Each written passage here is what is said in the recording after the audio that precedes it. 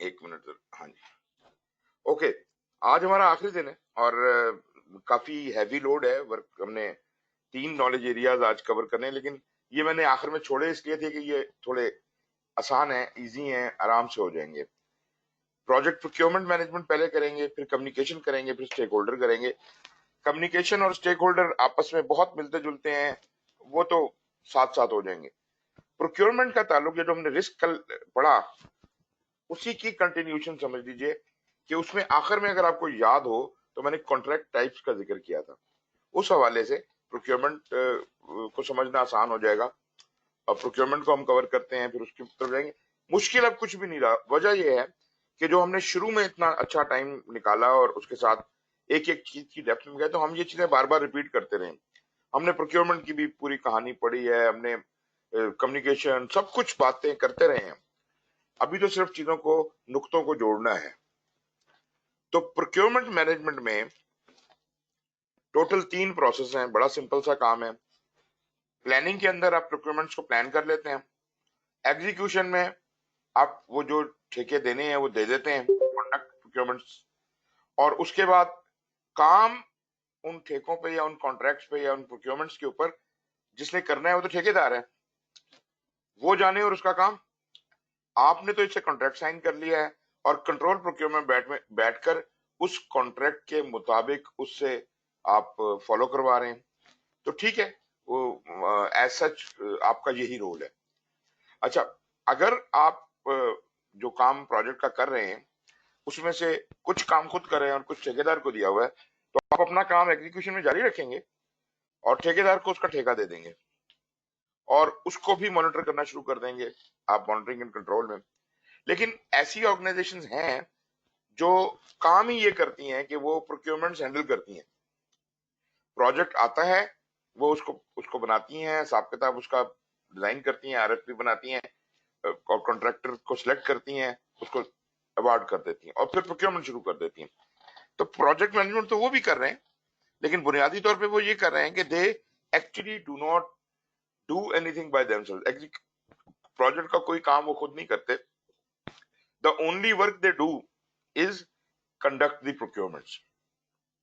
मतलब ऐसी ऑर्गेनाइजेशन की एग्जीक्यूशन बस इतनी ही है, उन्होंने पहले प्लानिंग कर ली, उनकी एग्जीक्यूशन वहां से शुरू हो जाती है जहां से वो ठेके देने शुरू कर देते हैं। तो जब ठेके दे देते हैं तो उनकी एग्जीक्यूशन खत्म हो जाती है, खत्म, नो मोर। अब वो मॉनिटरिंग एंड कंट्रोल में चले जाते हैं और ठेकों के मुताबिक उनको मैनेज करना शुरू करते हैं। ये उनकी मॉनिटरिंग एंड कंट्रोल चलती रहती है। जब वो भी क्लोज हो जाती है तो फिर वो प्रोक्योरमेंट्स को क्लोज करते हैं, अपने प्रोजेक्ट की बाकी चीजों को चेक करते हैं, क्लोज करते हैं, काम खत्म हो जाता है। तो ऐसी बहुत सी ऑर्गेनाइजेशन है। मिसाल के तौर पे आप नेशनल हाईवे अथॉरिटी को ले लीजिए, कंस्ट्रक्शन वालों को ले लें। कंस्ट्रक्शन की अक्सर फर्म्स ऐसे ही काम करती हैं, ठेकों पे काम करती हैं। उसके बाद गवर्नमेंट के बहुत से ऑफिस इसी तरीके से काम करते हैं। लेकिन हम जो एग्जांपल ले रहे हैं, जो मतलब मॉडरेट किस्म की एग्जांपल जो हम ले रहे हैं इसमें, वो ये है कि आप एक प्रोजेक्ट कर रहे हैं, उसमें कुछ पोर्शन ऑफ वर्क ऐसा है जो आप खुद नहीं करना चाहते और वो आउटसोर्स करना चाहते हैं। तो वो कैसे करेंगे और वो सारा हिसाब किताब। तो मतलब we are presuming that there is some job you are yourself doing also. ठीक है, नॉट लाइक एनएचए कि सब कुछ आपने आउटसोर्स ही कर देना है। आपने खुद खुद भी कुछ काम करना है और कुछ काम आउटसोर्स भी करना है। जो आउटसोर्स करना है उसके लिए फिर उसकी कंडक्ट प्रोक्योरमेंट वगैरह का सिलसिला चलेगा, और जो खुद करना है वो आपकी एग्जीक्यूशन होगी। राइट। तो ये 3 सिंपल सी प्रोसेस है। प्रोक्योरमेंट क्यों की जाती है जरा सुन लीजिए। पहले भी जिक्र तो किया होगा मैंने इसके बारे में। प्रोक्योरमेंट्स हम 3 सूरतों में करते हैं। Number 1, the work you are trying to outsource cannot be done by you. You are not capable of doing that work. आपके पास उसकी सलाहियत ही मौजूद नहीं है, आप नहीं जानते ये काम कैसे करना है। तो आप कहते हैं भाई जो उसको आता है करना वो आके कर ले। मतलब ये है कि you are outsourcing it because this is not with in your आपके आपकी एक्सपर्टीज में नहीं आता। ये एक जेन्युइन रीजन बनती है। दूसरा कि हो सकता है आपकी एक्सपर्टीज में तो आता हो, लेकिन जितनी کیپیسٹی ریکوائرڈ ہے اس کام کو کرنے کے لیے، جتنے لوگ ریکوائرڈ ہیں، ٹیم ریکوائرڈ ہے یا ریسورسز ریکوائرڈ ہیں، آپ کے پاس وہ سب کچھ نہیں ہے. کام کرنا آتا ہے آپ کو، مطلب maybe you have got a small IT section which can handle all the IT work, but naturally to a very small scale. And the job you are trying to do, it needs, a huge IT support. So, capability تو ہے آپ کی، capacity نہیں ہے. اگر capacity کا مسئلہ ہو تب بھی ہم آؤٹ سورس کرنے کے بارے میں سوچتے ہیں. تیسری، ہو سکتا ہے آپ کی کیپیبلٹی بھی ہو، آپ کی کیپیسٹی بھی ہو، لیکن جو کام آپ کروانا چاہ رہے ہیں وہ کام اتنا سینسیٹیو ہے یا رسکی ہے فار دیٹ میٹر کہ اگر ذرا سا بھی خراب ہو گیا تو لینے کے دینے پڑ جائیں گے. مطلب اتنے کا کام نہیں ہے جتنا نقصان ہو جائے گا. So you don't want to take this kind of risk and you say any one who is ready to take my risk. آپ اپنا رسک کسی اور کو ٹرانسفر کرتے ہیں. ایسے لوگ موجود ہیں جو جیسے انشورنس کمپنیز ہیں، جیسے ادر ایکسپرٹ آرگنائزیشنز ہیں، وہ اسی قسم کا کام کرنے کا ٹھیکہ اٹھا لیتے ہیں اور وہ اس کے رسک کو کور کرتے ہیں. رائٹ؟ مطلب چانس ہے نا جی، آپ وہ ایکسپرٹ ہیں اسی کام کو کرنے میں، ان کو پتہ ہے نقصان ہو گیا تو بھگت لیں گے، تو وہ بھگتنے کو تیار ہیں. But at the same time وہ مفت میں یہ کام نہیں کر رہے. They are charging you a premium. ٹھیک ہے، جتنے میں وہ کام آپ خود کر سکتے تھے اس سے کہیں زیادہ پیسے وہ آپ سے مانگ رہے ہیں. لیکن نیچرلی وہ پیسے اس رسک کے نقصان سے بہت کم ہے. So they are actually charging you for something extra for that, اور یہ اس کا پریمیم ہے. ایسے ہی اگر آپ انشورنس کراتے ہیں تو انشورنس وہ آپ کی لائف انشورنس ہے. لائف چلی گئی تو پھر ہم آپ کو یہ دیں گے وہ دیں گے، آپ کی فیملی کو یہ فائدہ ہوگا، وہ وٹ ایور. تو وہ جو ہے وہ بینیفٹس ہیں جو وہ دیتے ہیں، مگر اس بینیفٹ کو لینے کے لیے پہلے آپ کو پریمیمز پے کرنے پڑتے ہیں. وہ جو مانگ رہے ہیں آپ کو، جو قسطیں مانگ رہے ہیں، جو بھی ان کے چارجز ہیں وہ آپ کو پے کرنے پڑتے ہیں. اگر آپ نے پروکیورمنٹ کرنی ہے تو ہمیں بہت سوچ سمجھ کے یہ اس فیصلہ، یہ decision is called make or buy decision. مطلب کہ یہ کام ہم خود کریں یا کسی سے کروا لیں. جب آپ کے پاس پروجیکٹ ایکٹیویٹیز آتی ہیں سامنے، جب نیچرلی جب ایکٹیویٹیز ڈیزائن ہو جاتی ہیں، آئیڈینٹیفائی ہو جاتی ہیں، تو اس وقت آپ پروکیورمنٹ والے لوگ جو ہیں وہ یہ بیٹھ کے سوچتے ہیں کہ بھائی ان میں سے کون سا کام ہے جو اس کرائٹیریا پہ پورا اترتا ہے کہ ہم اس کو خود نہیں کریں گے. وہی تین چیزیں، کیپیبلٹی، کیپیسٹی یا رسک. ان تینوں میں سے جو بھی کوئی آپ کو کام ایسے نظر آتے ہیں جو آپ کو خود نہیں کرنے، ان کو آپ ایئر مارک کر لیتے ہیں.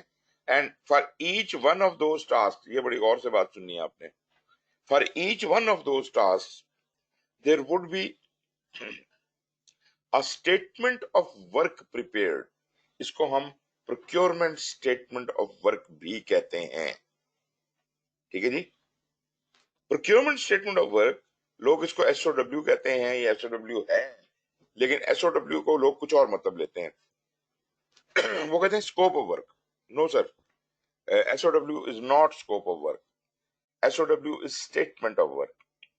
اسٹیٹمنٹ آف ورک ہر اس کام کی بنتی ہے جو آپ نے آؤٹ سورس کرنا ہو، جو آپ نے ٹھیکے پہ دینا ہو.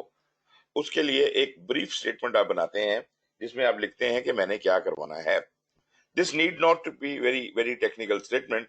This could be just your requirement, what you want done, right? اور وہ اسٹیٹمنٹ کافی نہیں ہے. اس بنیادی اسٹیٹمنٹ کے اوپر بیس کر کے پھر ہم ڈیٹیلڈ پروکیورمنٹ ڈاکومنٹیشن کریٹ کرتے ہیں.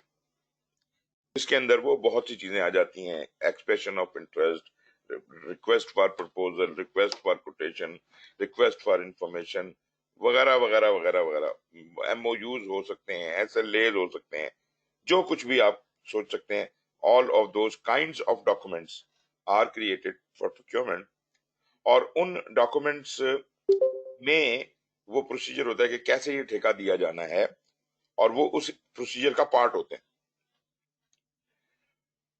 مختلف سینیریوز ہیں، مختلف طرح کے کاموں کے لیے مختلف قسم کے ڈاکومنٹس، پروکیورمنٹ ڈاکومنٹس تیار کیے جاتے ہیں. آپ کی آرگنائزیشن میں جو بھی کوئی پروکیورمنٹ پالیسی ان ووگ ہوگی اس کے مد نظر رکھتے ہوئے آپ اس کے حساب سے کام کریں گے. لازمی بات ہے کہ آرگنائزیشنل پالیسیز ٹیک پریسیڈنس, اور جو طریقہ کار آپ کی آرگنائزیشن میں ہو سکتا ہے, آپ کی آرگنائزیشن میں پروکیورمنٹ ڈپارٹمنٹ ہی ایگزسٹ کرتا ہو تو وہ اس سے بھی آپ ہیلپ لے سکتے ہیں. پروکیورمنٹ پالیسی ایگزسٹ کرتی ہو وہ آپ کے لیے سود مند ثابت ہو سکتی ہے. So what ever that assistance is available. لیکن ایک بات یاد رکھیے, بھلے آپ اپنی آرگنائزیشن کا ایچ آر ڈپارٹمنٹ استعمال کریں, کانٹریکٹ ڈپارٹمنٹ استعمال کریں, پروکیورمنٹ مینجمنٹ کا ڈپارٹمنٹ استعمال کریں, what ever you do, but remember the responsibility remains with the project manager. یہ پروکیورمنٹ پروجیکٹ کے لیے ہو رہی ہے, بھلے پروکیورمنٹ والے کر کے دیں آپ کو, لیکن انشور آپ نے کرنا ہے کہ صحیح سلیکشن ہوتی ہے. کانٹریکٹ بھلے وہ مینیج کریں, لیکن آپ as a project manager ensure کریں گے کہ یہ ہمارے پروجیکٹ کی نیڈز اینڈ ریکوائرمنٹس کے مطابق ہو رہا ہے. بھائی ان کو کیا پڑی ہے پروکیورمنٹ والوں کو کہ وہ آپ کے پروجیکٹ کا انٹرسٹ اپنے سامنے رکھیں, ان کے کوئی اور آبجیکٹیوز ہیں, آپ کے کوئی اور آبجیکٹیوز ہیں. بھلے آپ کی ایک ہی آرگنائزیشن ہے لیکن وہ پروجیکٹ نہیں کر رہے, وہ پروجیکٹ کا پارٹ نہیں ہے. they don't understand what is more important for the project. Similarly HR کے حوالے سے بھی میں یہی بات کہتا ہوتا ہوں کہ آپ بھلے ایچ آر والوں کو بتا دیں کہ جی ہمیں یہ بندے چاہیے, اس کیپیبلٹی کے بندے چاہیے, لیکن اس بات کی کیا گارنٹی ہے کہ آپ کو صحیح کیپیبلٹیز کے بندے مل جائیں گے؟ ایچ آر والے جو مرضی چوز کر کے آپ کو بھیج دیں, آپ کو تو تب پتا چلے گا جب وہ بندہ آپ کے دروازے پہ کھڑا ہوگا, اور تب آپ کہیں گے یار اس کو تو کچھ آتا ہی نہیں ہے, یہ کیا بندہ بھیج دیا ہے, اور ایک الگ پروسیجر. تو why did you not get involved in the selection of this person? Why did you not know earlier کہ یہ میرے ساتھ ہونے والا ہے؟ سملرلی پروکیورمنٹ میں بھی, جو پروکیورمنٹ میں اگر ہم کسی اور کو بھی یہ کام سونپتے ہیں دوسرے ڈپارٹمنٹ کو, تو آپ کا ان کے ساتھ انٹریکٹ کرنا, کمیونیکیشن میں رہنا, اور اس سارے پروکیورمنٹ پروسیجر میں انوالو رہنا ذمہ داری پروجیکٹ مینیجر کی ہے. آپ اس سے پہلو تہی نہیں کر سکتے, یہ آپ کا کام ہے. ٹھیک ہے جی, تو پروکیورمنٹ کی یہ امپورٹنس ہے. 3 پروسیس آپ کے, یہ جتنا بھی کام ہے پلان پروکیورمنٹ جس کے اندر میک اور بائی ڈیسیژن کرنا, سلیکشن کرائٹیریا, جو بھی پالیسی کے مطابق طریقہ کار ہے کیسے کانٹریکٹرز کو سلیکٹ کیا جاتا ہے, سلیکشن کرائٹیریا بنانا, اس کا کوئی فارمولا ڈیوائز کرنا, اس کے بعد وہ تمام پروکیورمنٹ ڈاکومنٹس جو ریکوائرڈ ہوں گے اس اسپیسیفک سینیریو میں وہ بنانا. پھر نہ صرف یہ بلکہ جو الٹیمیٹلی ہمارا ایم او یو یا کانٹریکٹ سائن ہونا ہے اس کا ڈرافٹ بھی ابھی سے بنا کے رکھ لیں. میں نے یہ بات دیکھی ہے کہ اکثر لوگ کام مطلب پروکیورمنٹس جو ہیں وہ آخری مومنٹ کے لیے بچا کے رکھتے ہیں. اچھا یہ کانٹریکٹ تو ابھی 1 سال بعد جانا ہے نا, یہ والا کام تو مطلب 1 سال بعد کرنا ہے, تب سوچیں گے, تب ڈاکومنٹس بنائیں گے. نہیں سر, پلاننگ میں آپ یہ سارے ڈاکومنٹس بنا کے رکھ دیتے ہیں.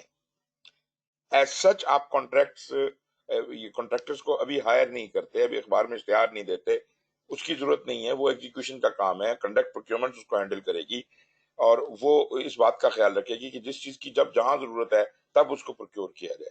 ایسا نہیں کہ آپ 1.5 سال پہلے ہی بندوں کو ہائر کر کے یا پروکیورمنٹ کانٹریکٹ ایوارڈ کر کے بیٹھ جاتے ہیں, اور بعد میں پتا چلتا ہے کہ 1.5 سال کے اندر تو حالات ہی بدل گئے ہیں, ریٹس ہی چینج ہو گئے ہیں, اور پھر وہ ریویژن کے لیے آ جائے یا کوئی اور حساب کتاب ہو جائے. تو اس سے بہتر یہی ہے کہ پروکیورمنٹس کے لیے ہم جس وقت ضرورت ہو اتنا مارجن دے کے, کہ آپ کو اس بات کا اندازہ ہے کہ یار 3 مہینے لگ جاتے ہیں ایک ٹھیکہ دینے میں, تو 3 مہینے پہلے آپ اس کو اخبار میں اشتہار دیں, باقاعدہ بیکورڈ ڈیٹس کیلکولیٹ کریں, اس کے حساب سے آپ ڈیٹس رکھے اور یہ مارجن رکھیں, بیچ میں ریزرو بھی رکھیں اس کے اندر ٹائم کے اندر, اور اس کے حساب سے آپ کانٹریکٹس کو ایوارڈ کریں تاکہ اس کے پاس ایمپل ٹائم ہو کہ وہ اپروپریٹ ڈیٹ جو کہ سٹارٹ کرنے کی ہے وہ کام اس پہ کام کرنے کو سٹارٹ کرنے کے قابل ہو سکے. تو یہ اس سے جو پری ورک ایکٹیویٹیز ہیں, جو کانٹریکٹ دینے کا عمل اور سب کچھ ہے وہ ہو چکا ہو. وہ جو چیزیں ہیں جو تمام ایکٹیویٹیز کرنی ہے جس کے through contract will be awarded, they are covered under conduct procurements. Conduct procurements ہیں اس پلان کے مطابق جس وقت کانٹریکٹ دینے کی ضرورت ہے تو ڈیو مارجن رکھتے ہوئے آپ اخبار میں اشتہار دیں گے, پھر آر ایف پی دیں گے, پھر جو بھی کوئی کاروائی ہوگی پری بڈ میٹنگ کریں گے. الٹیمیٹلی وہ ساری کاروائی کرنے کے بعد الٹیمیٹلی آپ نے کانٹریکٹ کو ایوارڈ کر دینا ہے, سائن کر دینا ہے. یہاں تک کا کام آپ کی کنڈکٹ پروکیورمنٹ میں, اور اس طرح آپ نے جو بھی پروکیورمنٹ ایوارڈ کرنی ہے وہ ہم اپنی ایگزیکیوشن کے دوران کرتے رہتے ہیں. لیکن جب ہم کنٹریکٹ ایوارڈ کر دیتے ہیں, اب ہم لوگ ایگزیکیوشن کے ذمہ دار نہیں رہے، وہ ہم نے رسک ٹرانسفر کر دیا ہے کانٹریکٹر کے اوپر. And now from our side our execution is done. Now we will go and sit in control procurements, and according to the contract signed, we will start communicating with the contractor, اور اس سے ہم دیکھیں گے کہ وہ کیا جو کام ہے وہ کیسے کر رہا ہے، کانٹریکٹ کے مطابق کیا شرطیں ہیں، کیا حساب کتاب ہے. وہ چینج ریکویسٹ بھی کر سکتا ہے، وہ جو چیز بنائے گا وہ آپ کو سبمٹ بھی کرے گا، کلیمز بھی داخل کرے گا، پیمنٹس بھی لے گا، سب کچھ کاروائی کی. دس از آل ان کنٹرول پروکیورمنٹ. اور in case there is a change تو چینج ریکویسٹ وغیرہ موو ہوں گی، اور اگر اس کا اثر جو پروکیورمنٹ کی چینجز ہیں، جو کانٹریکچل چینجز ہیں، ان کا اثر آپ کے پروجیکٹ کی صحت پہ پڑتا ہو، آپ کی جو اسکوپ ٹائم اور کاسٹ کی بیس لائنز ہیں ان پہ پڑتا ہو، تو اس صورت میں آپ مین پروجیکٹ کو، اپنے مین پروجیکٹ کو اس کی چینج ریکویسٹ موو کریں گے. اسی طرح اگر کوئی ایسی چینج ریکویسٹ اپروو ہو گئی ہے آپ کے مین پروجیکٹ کے اندر، جس کی وجہ سے کسی پروکیورمنٹ کے کام کے اوپر، کسی کانٹریکٹ کے اوپر اثر پڑتا ہے، تو وہ پھر آپ ان کو کمیونیکیٹ کریں گے تاکہ اس کانٹریکٹ میں اگر کوئی ریکوائرمنٹ ہے ری نیگوشیٹ کرنے کی تو وہ دوبارہ کیا جائے اور اس کے مطابق کام آگے بڑھایا جائے، مطلب بیچ میں بریک نہ آئے. تو یہ ہیں جی بیسیکلی 3 پروسیسز ہیں، کوئی اتنی بڑی اس میں سائنس نہیں ہے.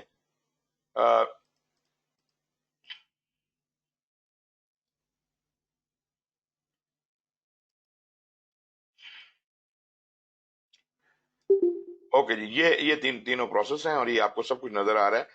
اگر آپ نوٹ کریں تو کوئی اتنا بڑا ہاتھی نہیں ہے. وہی پلان پروکیورمنٹ میں کیا ہوگا آپ دیکھ سکتے ہیں، چارٹر، پروجیکٹ مینجمنٹ پلان، وہی چیزیں اور وہی سب کچھ اس سے نکلنا ہے. پروکیورمنٹ مینجمنٹ پلان آپ نے بلڈ کرنا ہے. اس کو دیکھتے ہیں.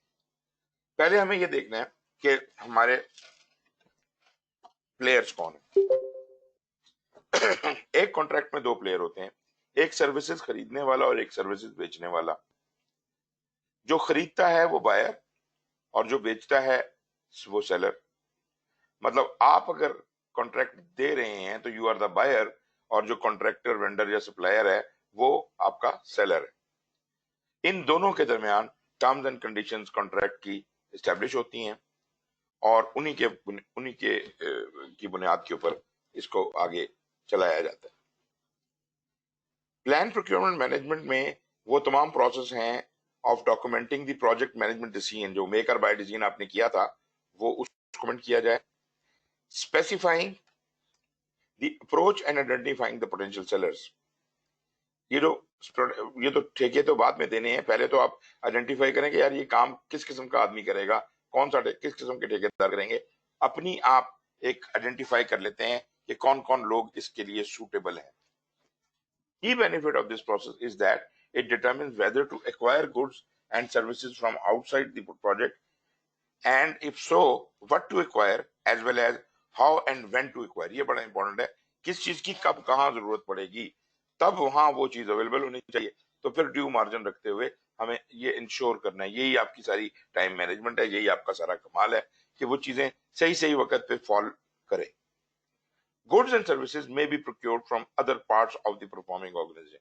ایسا بھی ممکن ہے کہ آپ نے اپنے ود ان دی آرگنائزیشن ایک ڈپارٹمنٹ نے دوسرے ڈپارٹمنٹ کو ٹھیکہ دیا وہ چیزیں بنا رہا ہو اور آپ کو سپلائی کرا ہو. یس آف کورس، یا ایکسٹرنل ٹھیکیدار بھی ہو سکتا ہے. This process is performed once or at predefined points in the project. مطلب جیسے پروکیورمنٹ پلاننگ ایک ہی دفعہ ہوگی پورے پروجیکٹ کے لیے، یا اگر فیز ہے تو پوری فیز کے لیے. تو یہاں پہ کیا کیا چیزیں اس کے اندر شامل ہیں، لیٹس سی. پروجیکٹ چارٹر تو ہر مینجمنٹ پلان کے لیے ریکوائرڈ ہوتا ہے، پروجیکٹ مینجمنٹ پلان بھی ریکوائرڈ ہوتا ہے، لیکن یہاں پہ آپ یہ دیکھ رہے ہیں کہ business documents are also being included. And what does business documents include?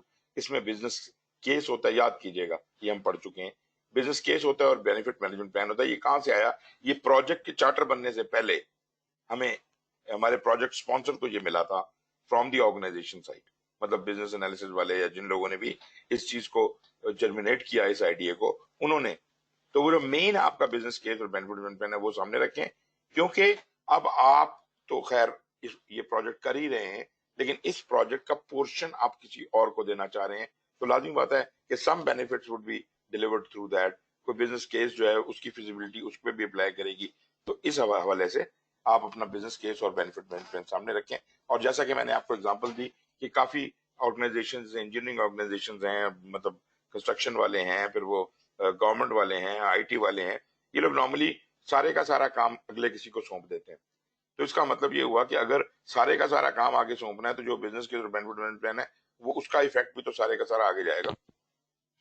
تو اس حوالے سے یہ چیزیں اپنے ساتھ رکھنے کی ضرورت ہے.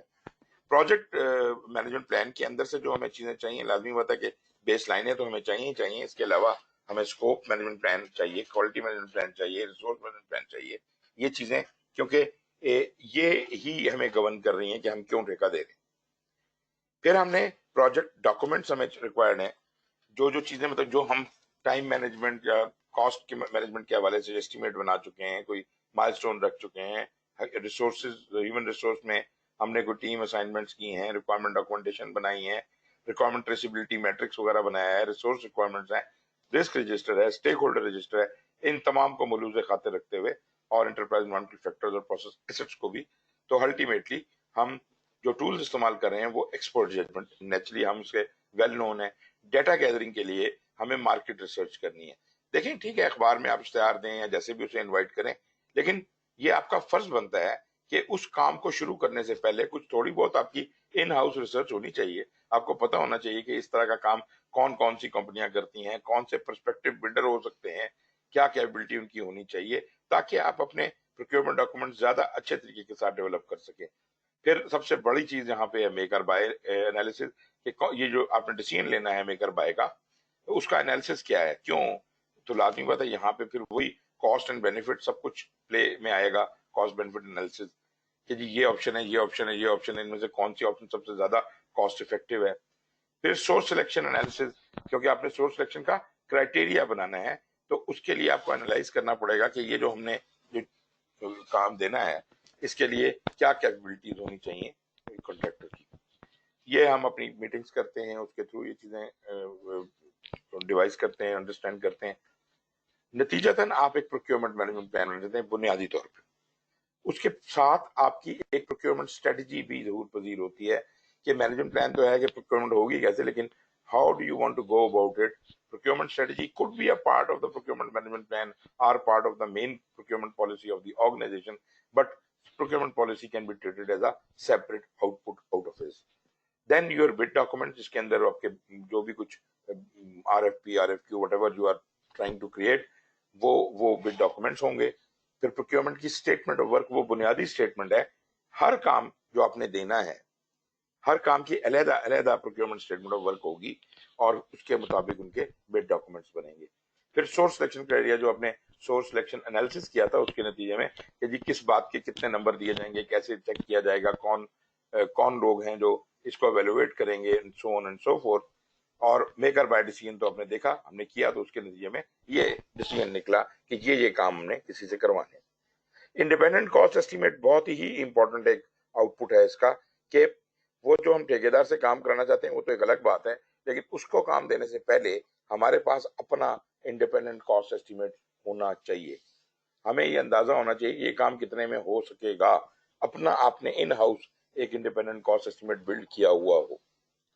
اگر کوئی چینج ریکویسٹ ہے, لازمی بات ہے ہم جب پروکیورمنٹ پلان بند کر رہے ہیں تو اس وقت تک کم از کم اسکوپ کی تو بیس لائن ایگزسٹ کرتی ہے, لیکن اگر آپ کے اس جو کچھ کاروائی آپ نے پروکیورمنٹ مینجمنٹ پلان بنانے کے لیے کی ہے, اس کے دوران آپ کو لگتا ہے کہ کوئی ایسی چیزیں تبدیل ہوئی ہیں جس کی وجہ سے چینج ریکویسٹ کی جا سکتی ہے لازمی بات ہے اسکوپ کے حوالے سے, تو وہ آپ یہاں سے وہ بھی کر سکتے ہیں. پروکیورمنٹ ڈاکومنٹس اور پروکیورمنٹ جو آپ کے آرگنائزیشن پروسیس ایسٹس ہیں وہ اپڈیٹ ہو جائیں گے. پروکیورمنٹ ڈاکومنٹس میں وہ تمام چیزیں, ریکوائرمنٹس وغیرہ جو ہم نے پہلے ڈسکس کیا, جو ان پٹ میں آ رہی تھی, اور آرگنائزیشن پروسیس نئے لیسنز لرنڈ وغیرہ جو ہیں وہ رائٹ جی. تو پھر آ جاتی ہیں آپ کی ٹائپس آف کانٹریکٹ. یہ ہم نے پہلے بھی کچھ بات کی, اب ذرا تھوڑی اور تفصیل میں کر لیتے ہیں. ایک چیز ہوتی ہے جی fix price contracts. Fix price contracts کا مطلب ہے کہ ہم ایک فکس پرائز کے اوپر بات کر لیتے ہیں, اور اس کے بعد وہ فکس پرائز جو ہے دیٹ مینس کہ कॉन्ट्रैक्ट जब उसने बिड कर दिया कि मैं ये काम इतने में कर दूंगा और हमने उसे अवार्ड कर दिया, तो अब ये पत्थर पे लकीर हो गया कि अब ये उसको काम करना ही पड़ेगा। मैंने अपना सारा बर्डन उसके कंधों पे डाल दिया है। उसने जितना प्रीमियम मांगा था मैंने फर्ज करें एग्री कर लिया है, और अब ये वो जाने और उसका काम, वो मुझे काम डिलीवर करेगा तो मैं पैसे दूंगा, नहीं तो मैंने कोई नहीं देना, या जो कोई भी हमारा पेमेंट का स्केड्यूल बना हुआ है उसके हिसाब से। लेकिन बुनियादी तो बात यह है कि जो मैंने रिक्वायरमेंट बतानी थी बता दी, उसने जो प्राइस बतानी थी उसने बता दी, मैं हम दोनों ने म्यूचुअली एग्री कर लिया, कॉन्ट्रैक्ट साइन हो गया, दिस इज फिक्स प्राइस, ये चेंज नहीं हो सकता। जहां कॉन्ट्रैक्ट चेंज नहीं हो सकता और सारे का सारा बर्डन आपने सेलर पे डाल दिया है, एट द सेम टाइम आप भी थोड़े से डिसएडवांटेज पे आ जाते हैं, और वो ये कि अब आप इसकी रिक्वायरमेंट्स में कोई तब्दीली नहीं कर सकते, क्योंकि कॉन्ट्रैक्ट तो फिक्स प्राइस है। अगर आपने कोई तब्दीली की तो वो मजाज होगा कि वो अपनी प्राइस चेंज कर सके। इसलिए फिक्स प्राइस कॉन्ट्रैक्ट उसी वक्त किए जाते हैं जहां हमें प्रिडिक्टिव मॉडल में काम करना हो, हमें फेयरली पता हो कि काम से होना है, और उसमें कोई ज्यादा स्कोप में तब्दीलियों के चांसेस नजर ना आते हों। थोड़ी बहुत चेंजेस होंगी, उसको तो किसी न किसी तरह से हम हैंडल कर लेंगे, लाजमी बात है, हमें हो सकता है उसके लिए एक्स्ट्रा पे भी करना पड़े। लेकिन अगर हर चीज तब्दील होने वाली है और बहुत ही एजाइल किस्म का काम है, वहां फिक्स प्राइस कॉन्ट्रैक्ट नहीं किए जा सकते। एजाइल में इट इज इम्पॉसिबल कि आप फिक्स प्राइस पे काम कर सकें। फिक्स प्राइस के अंदर बहुत सी टाइप्स हैं। एक तो फर्म फिक्स प्राइस है, जैसा कि हमने कहा, फर्म फिक्स प्राइस का मतलब है कि बस एक प्राइस एग्री हुई है और अब इसी के ऊपर काम होगा, कोई फ्लेक्सिबिलिटी नहीं, मतलब फुल रिस्क आपने आगे ट्रांसफर किया हुआ है। फिर है फिक्स प्राइस है लेकिन इसके साथ आपने कुछ इंसेंटिव भी दे दी है, इंसेंटिव फी उसके अंदर इंक्लूडेड है। तो फिक्स प्राइस इंसेंटिव फी कॉन्ट्रैक्ट्स वो होते हैं जिसके अंदर आपने कहा है कि ठीक है, ये है तो इस पूरे काम के लिए फिक्स प्राइस है, लेकिन अगर अच्छा काम करोगे या जल्दी काम करोगे या सस्ता काम करोगे तो हम तुम्हें कुछ एक्स्ट्रा बेनिफिट देंगे। इंसेंटिव पहले से डिसाइड होता है कि जनाब अगर इतने दिन पहले कर दिया तो इतने फीसद आपको एक्स्ट्रा पैसे मिलेंगे या व्हाटएवर। तो दिस इज जिसके अंदर इंसेंटिव डिफाइंड होता है पहले से कि ये आपको इनाम मिलेगा या इंसेंटिव मिलेगा, और वो इंसेंटिव की वजह से फिर काम अच्छा करता है। तो फर्म फिक्स प्राइस से this is comparatively a better option. फिर आ जाता है fix price with economic price adjustment. ये कॉन्ट्रैक्ट्स वो होते हैं जिसके अंदर, जैसे हमारा मुल्क है, अगर यहाँ पे आपने फिक्स प्राइस कॉन्ट्रैक्ट ही करना है तो लोग तो कोई भी नहीं करेगा, तो बहुत हाई कंट्री है, हाई रिस्क कंट्री है आपकी, और आपके तो रोज ही डॉलर के साथ पैरिटी चेंज होती रहती है। तो क्या ऐसा तरीका हो कि कस्टमर जो है या जो सॉरी आपका जो जो सेलर है वो कंफर्ट जोन में आए, क्योंकि ये आपको पता ही है कि ये सबसे ज्यादा रिस्क ट्रांसफर इसी में होता है। तो जो आपका कॉन्ट्रैक्टर है वो तो कभी भी कंफर्टेबल नहीं है आपके साथ इस मामले में, क्योंकि सारा बोझ उसके ऊपर है। तो उसका बोझ आसान करने के लिए एक और तरीका है और वो है इकोनॉमिक प्राइस एडजस्टमेंट। उसका मतलब है कि ठीक है, हमने प्राइस तो जो भी फॉर्म फिक्स प्राइस तो एग्री कर ली है, लेकिन अगर डॉलर का रेट चेंज हुआ, अगर फलानी चीज हुई, तो हम इसको इस तरीके के साथ एडजस्ट करेंगे। वो टर्म्स पहले से डिफाइन होती हैं। बल्कि कुछ लोग तो ये भी करते हैं, वो कहते हैं जी छोड़े परे, आप ऐसा करें कि हमें पेमेंट ही आप डॉलर में कर दें, कहानी खत्म। ठीक है, तो डॉलर की वैल्यू ऊपर जाएगी तो फिर वो ठीक है। तो मतलब ये है कि वो इस साथ पूरा कर लेते हैं। इसको कहते हैं इकोनॉमिक। दूसरी टाइप टू कॉन्ट्रैक्ट वो है कॉस्ट रिडम्सिबल कॉन्ट्रैक्ट्स।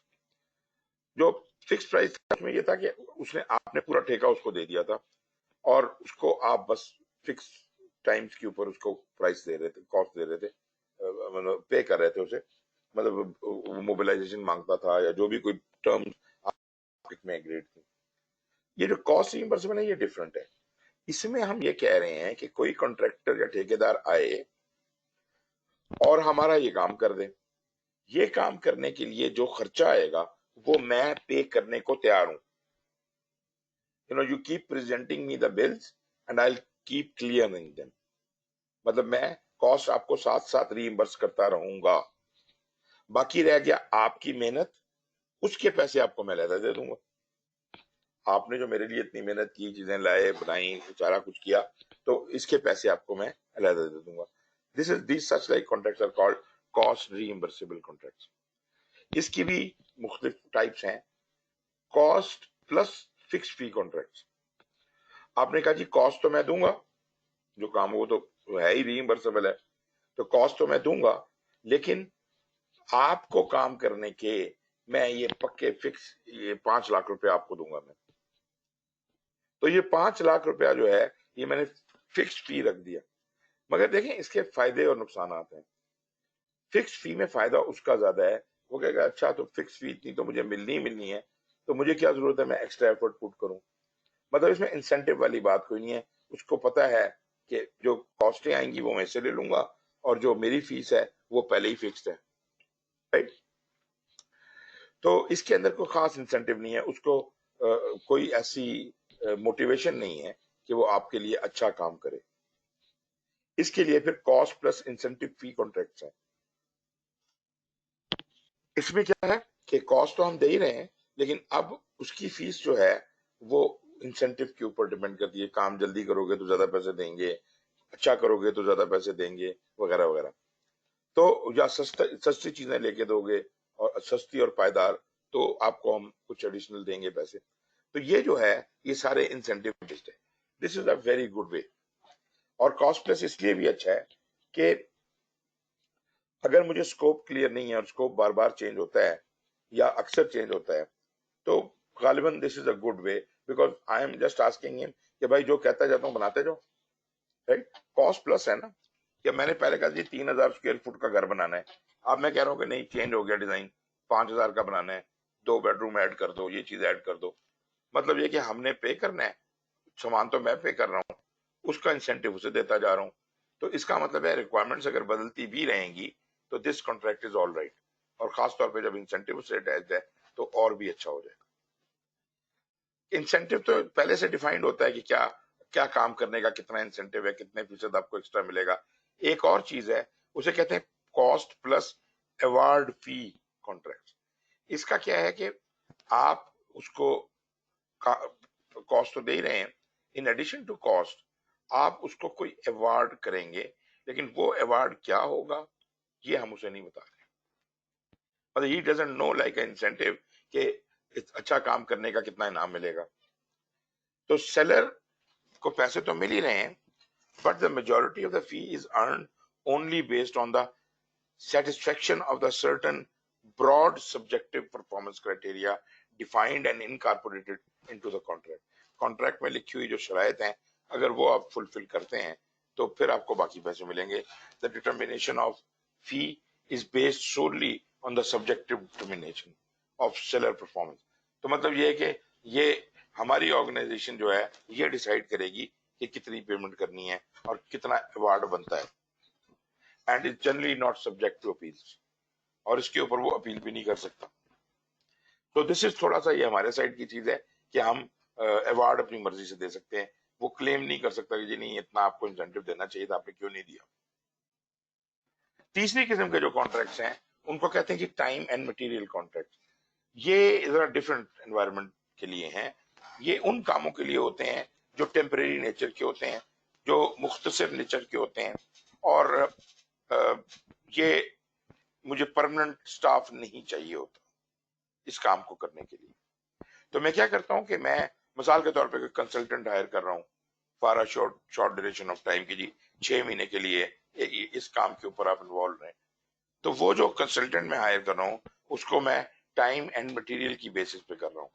ٹائم جتنا اس کا لگے گا وہ مجھ سے پر ڈے یا پر آور کے حساب سے چارج کرے گا، اور جتنی دیر مجھے انگیج کر لیں مجھے کوئی فرق نہیں پڑتا. میں نے تو آپ کو آرلی ریٹ اپنا دے دیا ہے، اب اس آرلی ریٹ کے حساب سے آپ مجھے جتنا زیادہ استعمال کریں گے میرا اس میں زیادہ فائدہ. اسی طرح سے اگر سے کہ آپ کے پاس کوئی کام کرنے کے لیے سٹاف کی کمی ہو گئی ہے، آپ کو چند دنوں کے لیے 4 بندے ایکسٹرا چاہیے، آپ مارکیٹ سے 4 بندے اٹھا لیتے ہیں ٹیمپریری بیسس کے اوپر، اور ان کو سے کہ 4 دن کام کروانا ہے.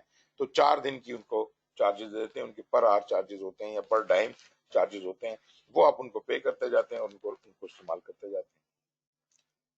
तो ये है जी टाइम एंड मटेरियल कॉन्ट्रैक्ट्स। फिर मेक और बाय एनालिसिस का और डिसीजन का आपको मैं बता ही चुका हूं कि ये फैसला आपने करना है कि कौन से काम हमें नहीं करने चाहिए। मतलब देखें, एक अगर वही कैपेबिलिटी कैपेसिटी और रिस्क वाली बात है, अगर मुझे पहले ही पता है कि यार ये काम तो मैं बहुत अच्छा कर सकता हूँ, तो बिला वजह फजूल में किसी और से करवाने की क्या तुक बनती है। अगर मैं उस चीज का माहिर हूं और बेहतरीन हम ही कर सकते हैं, और हम जनाब ऐसे काम को किसी को और से थोड़ी करेंगे, हम तो ऐसा काम करेंगे जो हमारी काबिलियत से बाहर होगा, राइट। तो मेक और बाय डिसीजन जो है वो बहुत सेंसिबल होना चाहिए, और जैसे मैंने आपको कॉस्ट बेनिफिट एनालिसिस तो पढ़ाया ही है, तो उन चीजों का इस्तेमाल इसके अंदर होना चाहिए। प्रोक्योरमेंट मैनेजमेंट प्लान में क्या क्या चीजें आपको कंसिडर करनी चाहिए। नंबर एक, how procurement will be coordinated with other project aspects such as project schedule development and control process. मतलब जो हमारा मेन प्रोजेक्ट का जो सिस्टम है मॉनिटरिंग एंड कंट्रोल का, उसके साथ प्रोक्योरमेंट कैसे लेसिंग करेगी। टाइम टेबल ऑफ की प्रोक्योरमेंट एक्टिविटीज क्या है, लाजमी होता है स्केड्यूल तो है ही है, मगर ये जो हमने ठेका देने के लिए अखबार में इश्तिहार देना है, ये कब देना है, वो भी तो स्केड्यूल में डालनी पड़ेगी ना चीजें। फिर procurement matrix to be used to manage contracts, किस तरह से हम काबू में रखेंगे, किस तरह से हमें पता चलेगा प्रोक्योरमेंट ठीक हो रही है कि नहीं हो रही।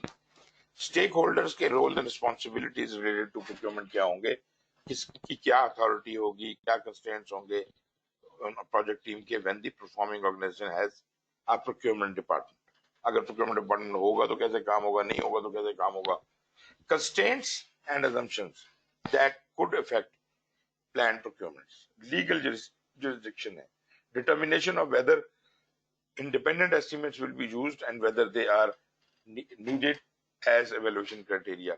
तो अगर आपने अपना बनाया होगा तो हम उसके अगेंस्ट मेजर कर सकते हैं कि यार मेरी कैलकुलेशन तो कहती है ये काम 10 रुपए में होगा, तुम कह रहे हो 40 रुपए में होगा, ये कैसे हो सकता है। Risk management issues including identifying requirement for performance bonds are insurance etcetera.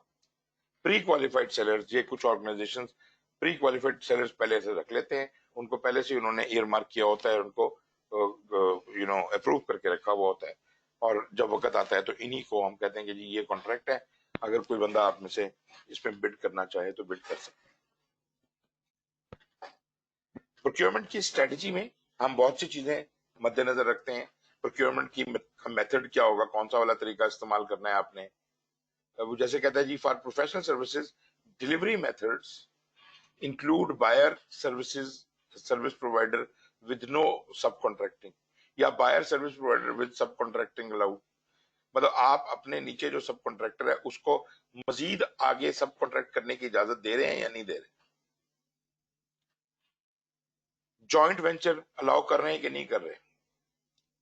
मतलब ये अभी जैसे आजकल बड़े बड़े प्रोजेक्ट पाकिस्तान में हो रहे हैं जिसमें फॉरेन पार्टनर भी होता है, लोकल पार्टनर भी होता है, तो उसमें हम बाकायदा ये बताते हैं कि जनाब जॉइंट वेंचर्स आर अलाउड, और उसमें भी हम ये लिखते हैं कि जी अगर कोई इंटरनेशनल फर्म आ रही है तो इंटरनेशनल फर्म आ सकती है, लेकिन उसका लोकल पार्टनर होना जरूरी है, और मतलब most of the work should be done by through, मतलब जो लोकल पार्टनर्स हैं उनको यूटिलाइज करना है।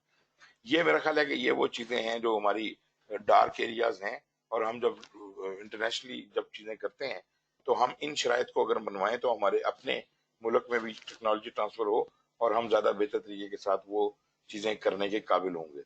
लेकिन ऐसा हम दिखावे के लिए शायद थोड़ा बहुत करते हैं, वरना हम अपनी भागदौड़ मुकम्मल तौर पे अंग्रेज को पकड़ा देते हैं कि कर लो जो करना है मेरे साथ। और ये मैं फिर वही बात करूंगा, ऐसा हम तभी करते हैं जब हम कमजोर होते हैं, हमें अपना काम करना नहीं आता, तो अल्टीमेटली जब इस तरह करेंगे तो उसका नुकसान भी भुगतेंगे। कॉन्ट्रैक्टिंग की पेमेंट टाइप्स क्या क्या होंगी, फिक्स प्राइस कॉन्ट्रैक्ट है, किस किस्म का कॉन्ट्रैक्ट है, आपका कॉस्ट प्लस है या आपका वो जो टाइम एंड मटेरियल है। प्रोक्योरमेंट की फेजेस क्या होंगी वो आप बना के रखें, सीक्वेंसिंग और phasing of the procurement. Procurement performance indicators क्या होंगे, माइलस्टोन क्या होंगे प्रोक्योरमेंट के हवाले से। Criteria for moving from phase two phase, monitoring and evaluation plan for tracking progress and process of knowledge transfer to for use in the subsequent phases. Bid document जो वही RFP वगैरह जो भी कार्रवाई आप पहले से बना के रखते हैं, कॉन्ट्रैक्ट वगैरह, आरएफपी, आरएफआई, आरएफक्यू। तो इसमें सिर्फ इतना सा बता दूं, request for information is a document which could be sought any time. आप किसी भी वेंडर से, भले उसके साथ आपकी कोई अंडरस्टैंडिंग है या नहीं है, you can request information. This could be done even before कोई कार्रवाई शुरू हुई, या इवन जब आप आरएफपी भी दे चुके होते हैं और कॉन्ट्रैक्ट की बात भी चल रही होती है, बीच में कोई मशवरा मांगना है, आप उससे इंफॉर्मेशन मांग सकते हैं, ऐसी कोई बंदिश नहीं है। रिक्वेस्ट फॉर कोटेशन और रिक्वेस्ट फॉर प्रपोजल में थोड़ा थोड़ा फर्क है।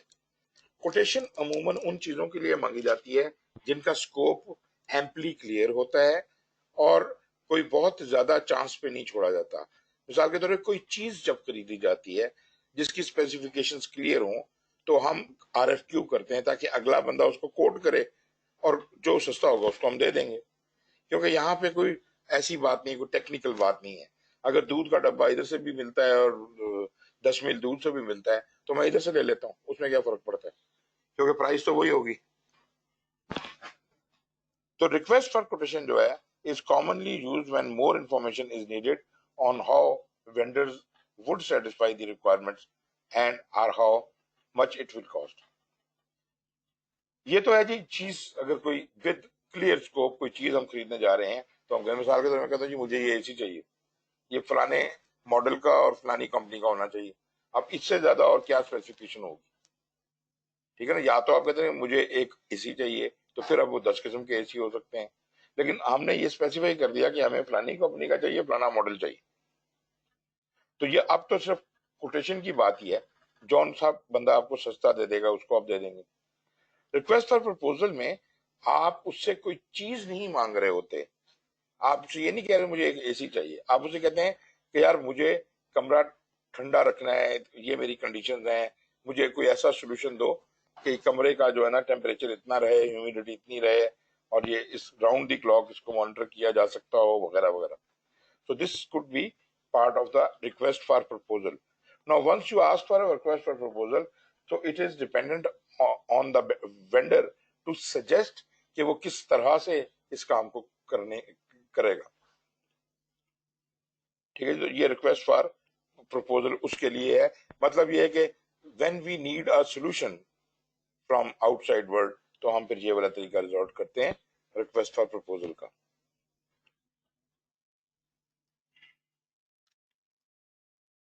फिर प्रोक्योरमेंट स्टेटमेंट ऑफ वर्क में आपको पहले डिफाइन कर चुका हूं कि ये इनिशियल स्टेटमेंट होती है कि हम क्या काम करवाना चाह रहे हैं, not a very long document. और प्रोक्योरमेंट डॉक्यूमेंट्स में जो भी कोई एसओडब्ल्यू है, रिक्वेस्ट फॉर इंफॉर्मेशन है, इंफॉर्मेशन आईएफबी होती है, रिक्वेस्ट इंफॉर्मेशन फॉर बिड्स, और क्या डॉक्यूमेंट है, बस यही सब डॉक्यूमेंट्स हैं। एसओडब्ल्यू हो सकती है, कुछ और भी डॉक्यूमेंट्स होते हैं जो कि मुख्तलिफ कंपनियों ने नाम रखे होते हैं, तो वो हैं वो चीजें, और वो भी इसमें शामिल की जा सकती हैं। प्रोक्योरमेंट डॉक्यूमेंट्स जनाब, ये उसने एक लिस्ट प्रोवाइड कर दी। उसने कहा जी प्रोक्योरमेंट डॉक्यूमेंट्स होते कौन से हैं, कहते एक तो प्रोक्योरमेंट मैनेजमेंट प्लान है और उसके अंदर ये खसूसियात हैं। Procurement strategy procurement delivery method बताती है, टाइप ऑफ एग्रीमेंट बताती है, और प्रोक्योरमेंट की फेजेस बताती है। स्टेटमेंट ऑफ वर्क जो है वो लाजमी बात है कि प्रोक्योरमेंट जो चीज करनी है उसकी डिस्क्रिप्शन है, उसकी स्पेसिफिकेशन है, description of the collateral services required, acceptance criteria क्या है, work performance data and other reports required. और बिड डॉक्यूमेंट में जैसे हमने कहा रिक्वेस्ट फॉर इंफॉर्मेशन है, कोटेशन है, प्रपोजल है वगैरह वगैरह। सोर्स सिलेक्शन क्राइटेरिया में हम किन किन चीजों को ऐड कर सकते हैं, इसमें आप नेचुरली पॉलिसी जो आपकी ऑर्गेनाइजेशन की है उसको मद्देनजर रखते हुए आप ये इंश्योर करते हैं कैसे पता चलेगा कि अगला जो है वो काम समझ गया, understanding of the need, how well does the seller proposal address the procurement statement of work. ठीक है जी, अगर हम ये चीज इंश्योर कर सकें, ये हमें डॉक्यूमेंट में चेक करनी होगी। Overall our life cycle cost, technical capability क्या आ रही है इसमें, ओवरऑल आर लाइफ साइकिल की क्या कॉस्ट होगी। Technical capability, does the seller have और can the seller be reasonably expected to acquire the technical skills and knowledge needed।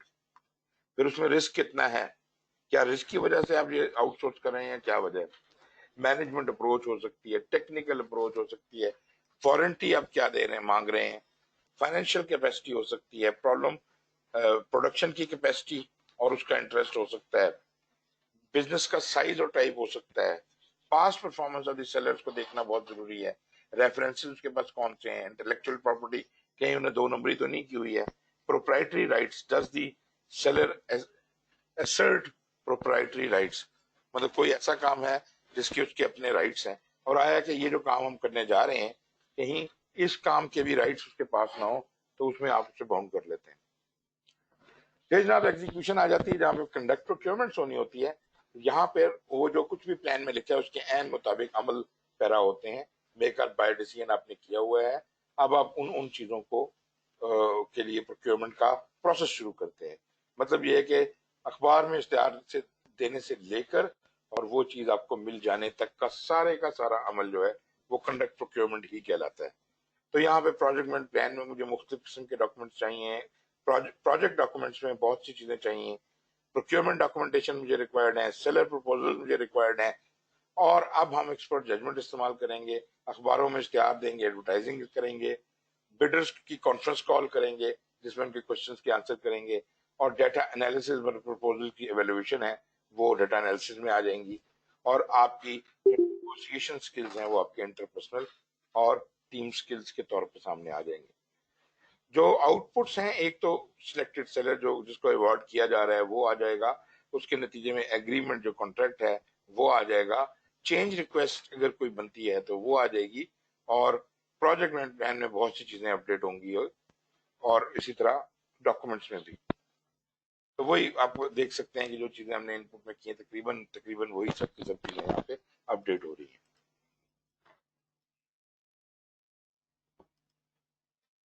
Agreements, a contract is a mutually binding agreement that obligates the seller to provide specific product, service, or result, obligates the buyer to compensate the seller، مطلب اس کا جو جائز حق بنتا ہے وہ اس کو دے۔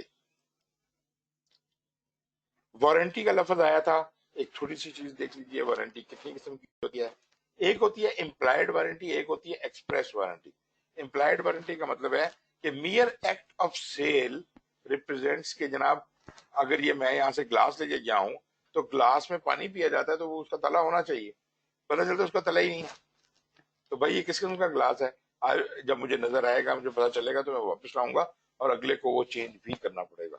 تو ایکٹ آف سیل خالی جو ہے وہ ایک تو جنرل فٹنس اور فٹنس اور اسپیشل یوزرز بھی یہاں شامل ہے۔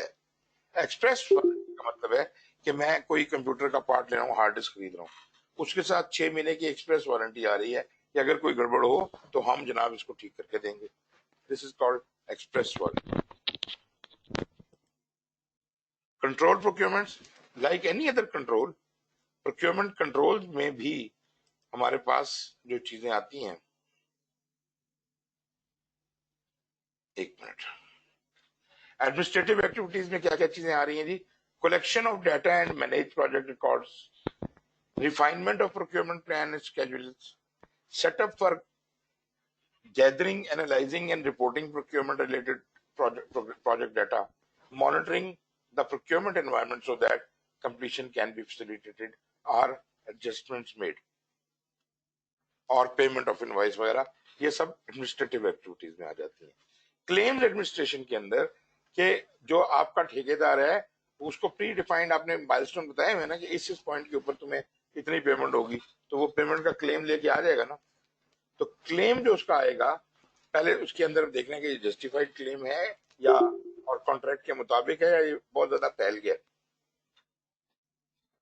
تو کلیم کیسے ایڈمنسٹر ہونا ہے، کہاں اس کو ویٹ نہ کرنا پڑے، کام بھی پورا ہو جائے، that kind of thing, this is claim administration. جو ٹولز ہم یہاں استعمال کرتے ہیں وہ اس میں پرفارمنس ریویوز بھی ہیں ایک دوسرے کا، پھر ارنڈ ویلیو جو ہم نے پچھلے چیپٹر میں پڑھی وہ بھی اس کا بڑا امپورٹنٹ ٹول ہے، ٹرینڈ انالیسس بھی ہم نے پڑھا تھا، تو یہ سب چیزیں یہاں پہ اس کے ساتھ یہ جناب ہمیں پروکیورمنٹ کے اینڈ تک لے۔ کوئی کوشچن جناب یہاں تک؟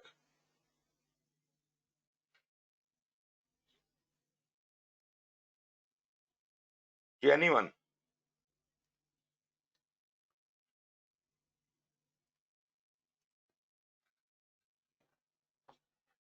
جی سید کون ہے؟ مہدی جی جناب. السلام علیکم سر. السلام علیکم جی. معذرت چاہتا ہوں for missing 2 classes but anyways میں کوشچن جو ہے میرا آپ نے جو ہے ابھی ٹائپس آف کانٹریکٹس پہ بھی دکھایا تھا. ایک انسینٹو بیسڈ کانٹریکٹ تھا آپ نے جس میں ٹائپ دکھائی تھی.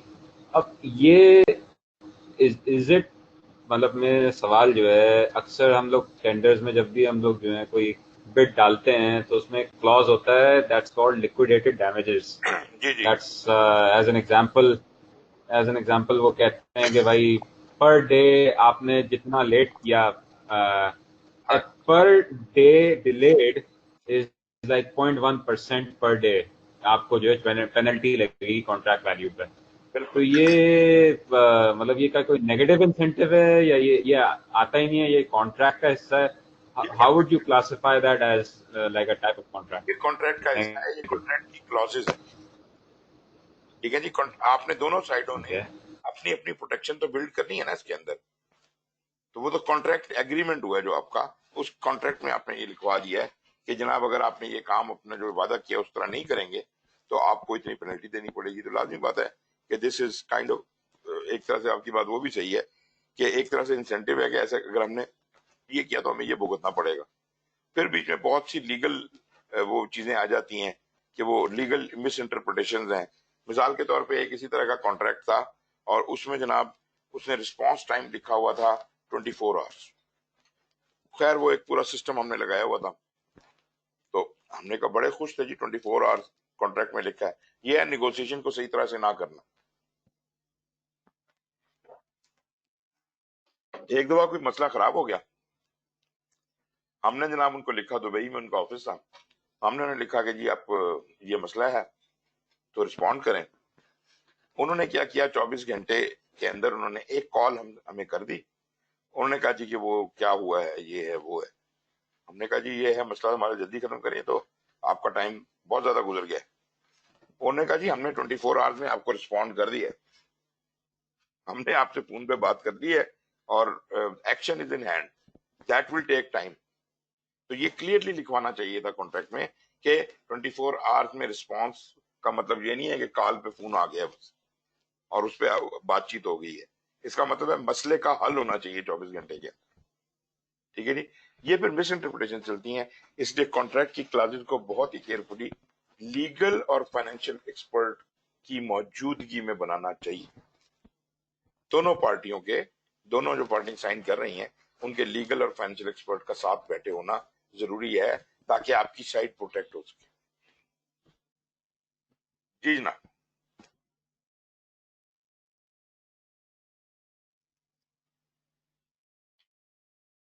اوکے جی. کمیونیکیشن کی طرف آتا ہوں جی. کمیونیکیشن اور سٹیک ہولڈر بہت آپس میں ملتے جلتے ہیں. تھوڑا سا ان میں ایک فرق یہ ہے کہ کمیونیکیشن کا تعلق فزیکل جو کمیونیکیشن ہے اس کے ساتھ ہے, جبکہ جو سٹیک ہولڈر انگیجمنٹ ہے وہ اس میں ہو تو اس میں بھی کمیونیکیشن ہی رہی ہوتی ہے, لیکن دراصل اس میں ہم اس سٹیک ہولڈر سے کنسرنڈ ہیں. ہم اس سٹیک ہولڈر کو اپنے ساتھ لے کے پھر رہے ہیں, اس سٹیک ہولڈر کو انگیج کرنے کی کوشش کر رہے ہیں. تو وہ انگیجمنٹ کے لیے بھلے کمیونیکیشن ریکوائرڈ ہو, تو مطلب یہ دونوں چیزیں نیچرلی پھر بہت ہی ہینڈ ان ہینڈ ساتھ ساتھ چلتی ہیں. لیکن جب کمیونیکیشن کا ذکر ہے تو ایکسکلوسیولی کمیونیکیشن کی بات ہے. یہاں پہ یہ بڑی اچھی ایک بات لکھی ہوئی ہے, اس کو ذرا سنیے گا. وہ کہتا ہے جی کمیونیکیشن میں وہ تمام پروسیسز, وہ تمام کام شامل ہیں جو کمیونیکیشن کی پلاننگ ہے, ڈیٹے کی کلیکشن ہے, جو انفارمیشن ہے اس کی کریشن ہے. یہ انفارمیشن کیسے کریٹ کیسے ہوگی, پھر یہ ڈسٹریبیوٹ کیسے ہوگی, کس سے کس کے پاس جائے گی, اس کا سٹوریج کہاں ہوگا, کہیں پہ آٹومیٹڈ کوئی ڈاکومنٹ اپنا ڈیجیٹل کوئی سٹوریج ہے یا کوئی فائلوں میں رکھا جائے گا. پھر اس کو وہاں سے کون کب کہاں اور کیسے نکال سکتا ہے, ریٹریول کا کیا طریقہ ہے, کوئی پاسورڈ ہے, کوئی چابی ہے, کیا چیز ہے.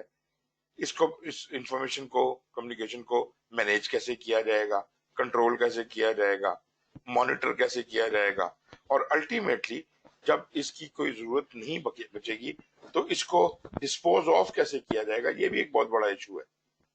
مطلب خاص طور پہ جب آرگنائزیشنز ہوتی ہیں تو اس میں ڈاکومنٹ بنتے رہتے ہیں، صدیوں سے بنے آ رہے ہیں، وہ کاغذوں سے پیٹ بھر جاتا ہے پورا. اچھا اب مسئلہ یہ ہے کہ کیا یہ سارے کاغذ پالنے ہیں ہم نے؟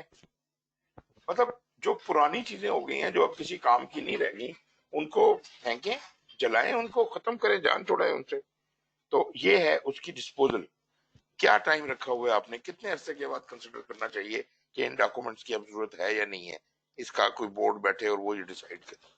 تو وہ آپ ایک لائف رکھ دیتے ہیں کمیونیکیشن کی کہ اس کی ڈاکومنٹیشن کو ہم اتنے عرصے تک سنبھال کے رکھیں گے. اور مزے کی بات یہ کہ اس کا مطلب یہ نہیں ہے کہ اس کو اٹھا کے پھینک دیں گے، بلکہ اس میں سے کام کی چیزیں اخذ کر کے، جو نتائج ہیں وہ اخذ کر کے کہیں رکھ لیں گے اور وہ ڈیٹا پھینک دیں گے. یہ جو ہم ڈیٹا اخذ کرنے کی بات کرتے ہیں، اس کو کمپیوٹر کی زبان میں ڈیٹا مائننگ کہتے ہیں. ڈیٹا بیسز ایگزسٹ کرتے ہیں، بہت سے کام ہیں، ڈیٹا بیسز بن رہے ہیں، ٹیبلز بن رہے ہیں، اس کے اندر بہت سی انفارمیشن اکٹھی ہو رہی ہے جو کہ ڈیٹیلڈ انفارمیشن ہے. لیکن اس ڈیٹیلڈ انفارمیشن کا انالیسس کر کے اس میں سے جو آپ کہتے ہیں نا کہ اس انفارمیشن کا نچوڑ نکال کے آپ کسی جگہ پہ سٹور کر لیتے ہیں، جو بہت تھوڑی سی جگہ لے گا as compare to the whole data.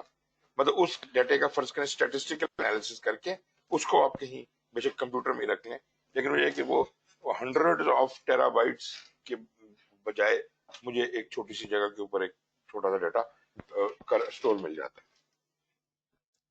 3 process plan communication planning کے اندر ہے، مینیج کمیونیکیشن ایگزیکیوشن اور کنٹرول کمیونیکیشن میں. بالکل پروکیورمنٹ کی طرح اس کے بھی 3 ہی پروسیس ہیں.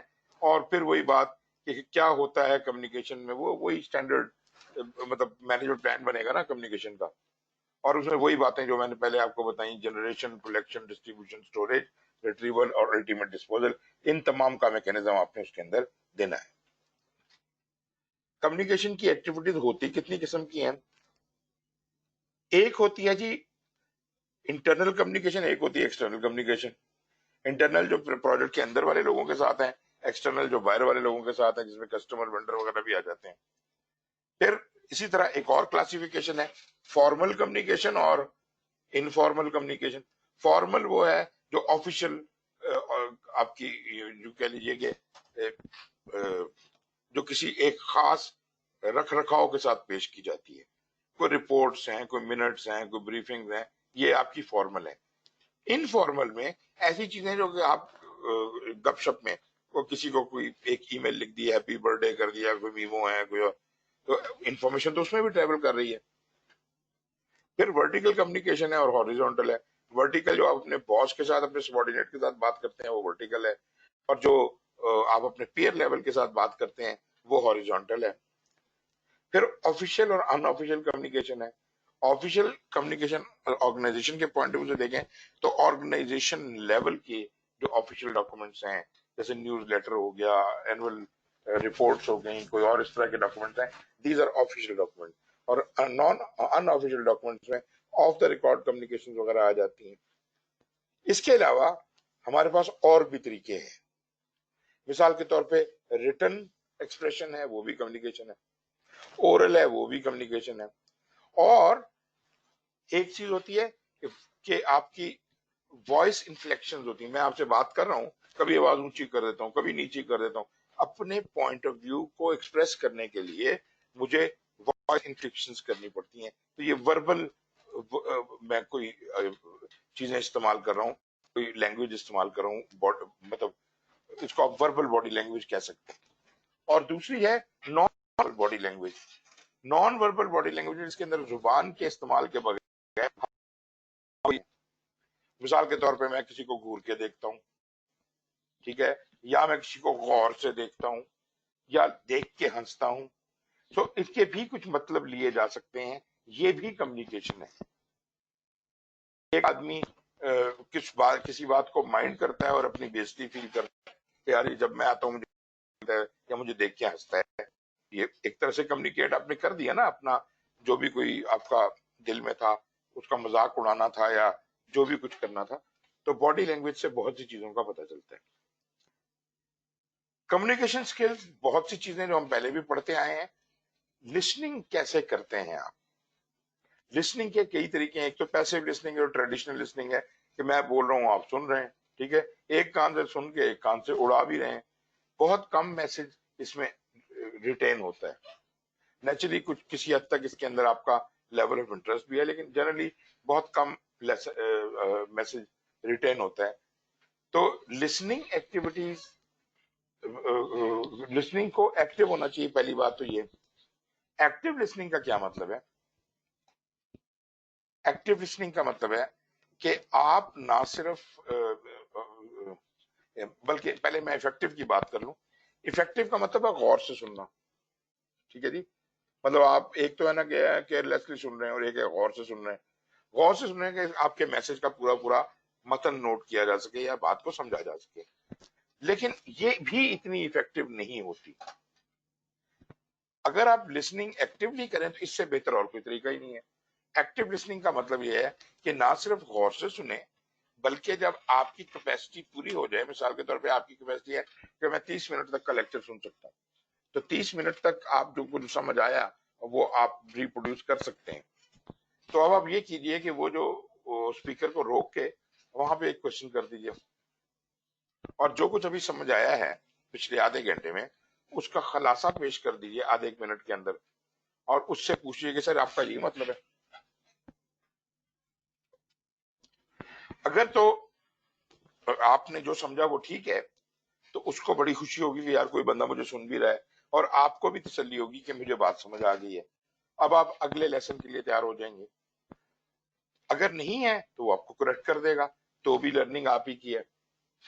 फिर ये जो हम इंटरेक्ट करते हैं, इसमें क्वेश्चंस होते हैं, प्रोबिंग आइडियाज होते हैं, सिचुएशंस होती हैं टू इंश्योर बेटर अंडरस्टैंडिंग। तो हम सवाल जवाबों के थ्रू या प्रोबिंग आइडियाज देके, प्रोबिंग आइडियाज मतलब होता है कि एक आदमी बोल रहा है, उसे कहते हैं कोई ऐसी बात करते हैं, कोई ऐसा सवाल पूछते हैं जिससे कोई छुपी हुई चीज जो शायद वो स्पीकर नहीं बोल पाया वो उभर के सामने आ जाती है, या फिर उसको एक मौका मिल जाता है उसको एम्फसाइज करने का। Educating to increase teams knowledge, ये बहुत इंपॉर्टेंट है कि आपकी टीम जो है वो अप टू डेट हो। Fact finding to identify our confirm information, setting and managing expectations, persuading a person. अब ये setting and managing expectation basically फिर वही बात है कि स्टेक होल्डर टाइप की चीज है ये बात, लेकिन ठीक है, मतलब हम दोनों तरफ से इस्तेमाल कर सकते हैं। Persuading a person, a team और N organisation to perform an action, ठीक है, ये लीडरशिप का स्किल है। मोटिवेटिंग, ये भी लीडरशिप वाली बात है। कोचिंग, ये भी तकरीबन। निगोशिएटिंग, ये सारे वो डिफरेंट स्किल्स जो हैं कम्युनिकेशन के, प्रोजेक्ट मैनेजर के, वो चीजें आ जाती हैं। कन्फ्लिक्ट्स लोगों के आप कैसे रिजॉल्व करते हैं ताकि कोई डिसरप्टिव इम्पैक्ट ना हो। समराइज, रीकैप और आइडेंटिफाई, ये वही एक्टिव लिसनिंग वाली बात है कि उसकी बात को आधे घंटे की बात को सुना, उसको समराइज किया और रीकैप करके उसे सुना दिया और उसे कंफर्मेशन मांग ली। ओके जी। कम्युनिकेशन प्लान जो होता है इसके अंदर वही प्रोजेक्ट मैनेजमेंट प्लान है। नट, यस, ये ठीक नहीं है जी, स्लाइड ये पुरानी वाली लगी हुई है। नई वाली स्लाइड के अंदर सिर्फ इतना फर्क है, प्रोजेक्ट चार्टर भी होगा ना यहाँ पर, प्रोजेक्ट मैन प्लान होगा और एंटरप्राइज मॉडल और प्रोसेस एसेट्स होंगे, और आउटसाइड आउटपुट के अंदर कम्युनिकेशन मैनेजमेंट प्लान होगा बस। और टूल्स में ये चीजें हैं, कम्युनिकेशन रिक्वायरमेंट एनालिसिस, आपकी कम्युनिकेशन की सारी रिक्वायरमेंट्स का प्रॉपर एनालाइज हुआ हो, कम्युनिकेशन टेक्नोलॉजी क्या इस्तेमाल हो रही है, कम्युनिकेशन का मॉडल, कम्युनिकेशन के मेथड्स, ये मैं डिस्कस करता हूँ। लेकिन इस सबसे पहले, क्योंकि हम प्लानिंग कर रहे हैं इस वक्त, मैं एक बात कहूंगा कि एक चीज हमें समझ होनी चाहिए किस तरीके के साथ उसको आपने बयान करना है। वो है कि जितनी ये जो कम्युनिकेशन हमने बहुत सी किस्म की देख ली, इनफॉर्मल है, इनफॉर्मल है, रिटर्न है, इसकी है, उसकी है, जो भी है, लेकिन सवाल ये पैदा होता है कि ये जो कम्युनिकेशन है ये किसी दो आदमियों के दरमियान एक कम्युनिकेशन चैनल एग्जिस्ट कर सकता है। अगर मेरे और आपके दरमियान ये कम्युनिकेशन चैनल एग्जिस्ट करता है, मतलब we know each other, and अब वो कम्युनिकेशन चैनल का मतलब है we know each other, right? So through this channel आप चाहें तो मुझे फोन اٹھا کے کھڑکا دیں، یا میں آپ سے ملنے آ جاؤں، یا آپ کو ای میل کر دوں، یا آپ مجھے واٹس ایپ کر دیں، مطلب whatever means you use, but this is the communication channel. اگر یہ نہ ہوتا تو ہم یہ سب کچھ نہ کر سکتے. رائٹ؟ سو دو بندوں کے درمیان ایک ٹو وے کمیونیکیشن چینل ہوتا ہے، چینل ایک ہی ہو. اس کا مطلب یہ دونوں، میں آپ سے بھی بات کرتا ہوں، آپ مجھ سے بھی بات کر سکتے ہیں. اگر ہوتے بندے تین and everybody wants to talk to everybody, how many communication channels will require to be there? یہ کیا خیال ہے آپ کو؟ جی جناب.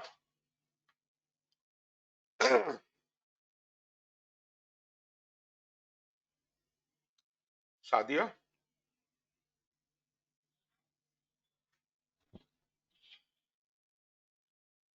اور کوئی؟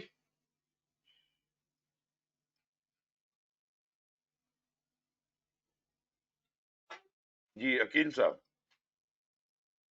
تین لوگوں کے درمیان کتنے کمیونیکیشن چینل ہوں گے؟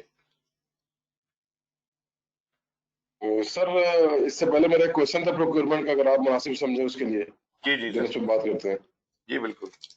اس میں یہ سوال یہ تھا سر کہ اگر کوئی ہم انٹرنیشنل ایجنسی یا کسی باہر کے ملک کے ساتھ کوئی ایگریمنٹ لکھ رہے ہوتے ہیں، جی جی اور اس کو لکھنے کے دوران ہمیں پتہ لگتا ہے کہ اس کے جو کلاز ہے اور ہماری کلاز میں کنفلکٹ آ گیا ہے، کہ ہمارے جو پیپرا رولز ہیں وہ کچھ کہہ رہے ہیں، اور اس کی جو کنٹری کی جو ڈونر ہے جو پیسے دے رہا ہے آپ کو، اس کے وہاں پہ رولز کچھ اور ہیں، تو کس کے رول کو پرائورٹی دی جائے گی؟ پھر سر انٹرنیشنل کر رہے ہیں نا، تو پھر آپ کے ڈیڈ لاک کریٹ ہو جاتا ہے. آپ کے رولز کی کوئی حیثیت نہیں ہے اگر انٹرنیشنل ہے تو. اگر دو مختلف ملکوں کے لوگ ہیں، دو مختلف کمپنیاں آپس میں پروکیورمنٹ ڈیل کر رہی ہیں، تو آپ کے رول تو آپ کے لیے ہیں نا بھائی، ان کے لیے تو نہیں ہے نا. تو آپ کو انٹرنیشنل پروکیورمنٹ رولز کے اوپر چلنا ہوگا. فڈک ہوتا ہے، جیسے فڈک از انٹرنیشنل نا. اس میں میری انڈرسٹینڈنگ یہ ہے کہ جس جگہ پہ وہ ایگزیکیوٹ ہو رہا ہے اس لینڈ کا لا چلے گا اس کے اوپر. نہیں وہ تو ٹھیک ہے، وہ تو ٹھیک ہے، لیکن بات یہ کہ اگر وہ پھر آپ کی باؤنڈری کے اندر چلے گا نا. اگر اس نے کوئی باہر سے چیز لے کے آنی ہے، اس کے اوپر وہاں پہ انسپیکشن کرنی ہے. ایگزیکیوشن ہمارے پاس ہو رہی ہے سر، ایگزیکیوشن ہمارے پاس ہو رہی ہے، لیکن وہ پیسے ویسے دے رہا ہے یا کچھ بھی، آپ سمجھ لیں کہ اس کا پارٹ بھی ہے، کوئی فارن ایڈ ہے یا کچھ بھی ہے. بس جو پورشن آپ کے ملک میں ہو رہا ہے وہ آپ کے رولز کے مطابق ہوگا، اور جو باہر کے کام ہے اس میں ان کا رول چلے گا. اس طرح کا کچھ پیپروں میں تھا تو میرا خیال تھا کہ شاید اس سے لے لوں. جی جی چلیں ٹھیک ہے سر. اس پہ کمیونیکیشن پہ اگر آگے آپ کیا کریں 3 کمیونیکیشن چینل کے لیے؟ جی، میں یہ کہہ رہا ہوں کہ 3 آدمی ہوں تو ان کے درمیان کتنے کمیونیکیشن چینل ہوں گے؟ اگر 3 اسٹیک ہولڈر ہوں، ایسے کہ 3 ہی ہوں گے سر. 3 ہوں گے. یہ ایک آدمی ہے، یہ دوسرا آدمی ہے، یہ تیسرا آدمی ہے. تو یہ اس سے بھی بات کر سکتا ہے، یہ اس سے بھی بات کر سکتا ہے. یہ 2 چینل تو کھل گئے. اب یہ جو یہ سر یہ اے ہے، بی جو ہے وہ تو اے کے ساتھ تو کنیکٹڈ ہے پہلے سے، اس کو سی کے ساتھ بھی چینل کھولنا پڑے گا. سی اے کے ساتھ بھی کنیکٹڈ ہو گیا ہوا ہے اور سی کے ساتھ بھی ہو گیا ہوا ہے. تو 1 2 اور 3 کمیونیکیشن چینل چاہیے. اگر یہ ہوتے بندے 3 کے بجائے 4، یہ ایک ڈی یہاں پر بھی ہوتا، تو پہلی بات ہے اے کو اس کے ساتھ بھی رشتہ ہونا چاہیے تھا، بی کا اس کے ساتھ ہونا چاہیے تھا، سی کا بھی ہونا چاہیے تھا، اور یہ دونوں طرف کے ریلیشن شپ بن گئے. تو یہ ہو گیا 1 2 3 4 5 6. اگر سے کہ 5 اسٹیک ہولڈر ہوتے تو پھر ادھر سے لائن ادھر، ادھر سے ادھر، ادھر سے ادھر، ادھر سے ادھر، تو یہ جناب 4 لائنیں اور ایڈ ہو جاتی. تو آپ یہ دیکھیں، ہر نیا اسٹیک ہولڈر جب ایڈ ہوتا ہے، اگر وہ 5th اسٹیک ہولڈر ہے تو وہ 5 - 1 4 نئے کنیکشن ڈیولپ کرتا ہے. اگر چھٹا ہوگا تو وہ 5 کنیکشن مزید بلڈ کرے گا. اگر 7واں ہوگا وہ 6 کنیکشن مزید بلڈ کرے گا. اس طرح آپ کے یہ چینلز کھلتے چلے جاتے ہیں. اچھا، یہ میں اس لیے کہہ رہا ہوں کہ آپ کو یہ اندازہ ہو جائے کہ کتنے چینلز ایگزسٹ ہو سکتے ہیں. فار ایگزامپل آپ کے 100 اسٹیک ہولڈر ہیں پروجیکٹ کے اوپر، تو کیسے پتا چلے گا کتنے چینل ہیں؟ اگر اسی طرح کیلکولیٹ کرتے رہے تو پھر تو وہ ہم تھک جائیں گے. تو اس کا بڑا سمپل سا فارمولا ہے، n into n-1 divided by 2। मतलब अगर 100 है तो इसका मतलब है 100 मल्टीप्लाइड बाय 99 डिवाइडेड बाय 2। ठीक है, 9900 बाय 2, तो ये 40 whatever 4500 समथिंग जो बन जाता है उतने बन जाएंगे, 45 के करीब कुछ बन जाएंगे। ठीक है जी, are you understanding what I am saying? तो इस तरह से आपको कम्युनिकेशन चैनल्स का पता चलता है कि कितने कम्युनिकेशन चैनल हो सकते हैं। लेकिन हैविंग सेड दैट, मेरा ये कतन मतलब नहीं है कि सारे ही कम्युनिकेशन चैनल जो है वो ऑन होंगे। ऐसा नहीं हो सकता कि सारे ही कम्युनिकेशन चैनल ओपन हो जाएं। We don't want that, because that is a chaos. If everybody starts talking with everybody, there will be a complete communication, वो क्या कहते हैं, फ्रोजन हो जाएगी कम्युनिकेशन सारी की सारी, समझ नहीं आएगी कौन किससे क्या कह रहा है। जी नोमान, आप कुछ कहना चाह रहे थे? सर ये एग्जाम में क्वेश्चंस आते हैं कि दिस मेनी स्टेक होल्डर्स और कितनी कम्युनिकेशन चैनल्स हैं, हाँ, तो उस तरह से उसमें क्या हमें ये काउंट करना होगा प्रोजेक्ट मैनेजर, क्योंकि he is also stake holder. तो अगर इस तरह का कोई क्वेश्चन आता है, ट्रिकी क्वेश्चंस, कि आपके पास इतने स्टेक होल्डर्स हैं, क्यों ट्रिकी रहते हैं क्वेश्चंस, या तो देखिए, उसमें आपकी क्या एडवाइस है सर? मेरा ख्याल ये है कि ये जिसने भी ऐसा कोई क्वेश्चन बनाया हुआ है, मैंने देखा है ये question, this is the most stupid question. जब वो स्टेक होल्डर्स का जिक्र कर रहा है तो उसमें प्रोजेक्ट मैनेजर शामिल नहीं है क्या? तो ये तो बड़ा स्टूपिड सा क्वेश्चन है कि जी 10 स्टेक होल्डर हैं तो क्या आप उसमें क्यों नहीं शामिल हुई? 10 स्टेक होल्डर हैं तो आप पहले से ही आपको शामिल होना चाहिए था। ये कैसे हो सकता है कि आप बीच में इंक्लूडेड ना हो? हाँ, अलबत्ता जो ज्यादा से ज्यादा क्वेश्चन हो सकता है, जो मैं अप्रिशिएट करता हूँ कि ऐसा होगा, वो ये मैं आपको एक क्वेश्चन बताता हूँ। आप एक प्रोजेक्ट कर रहे हैं और उसके अंदर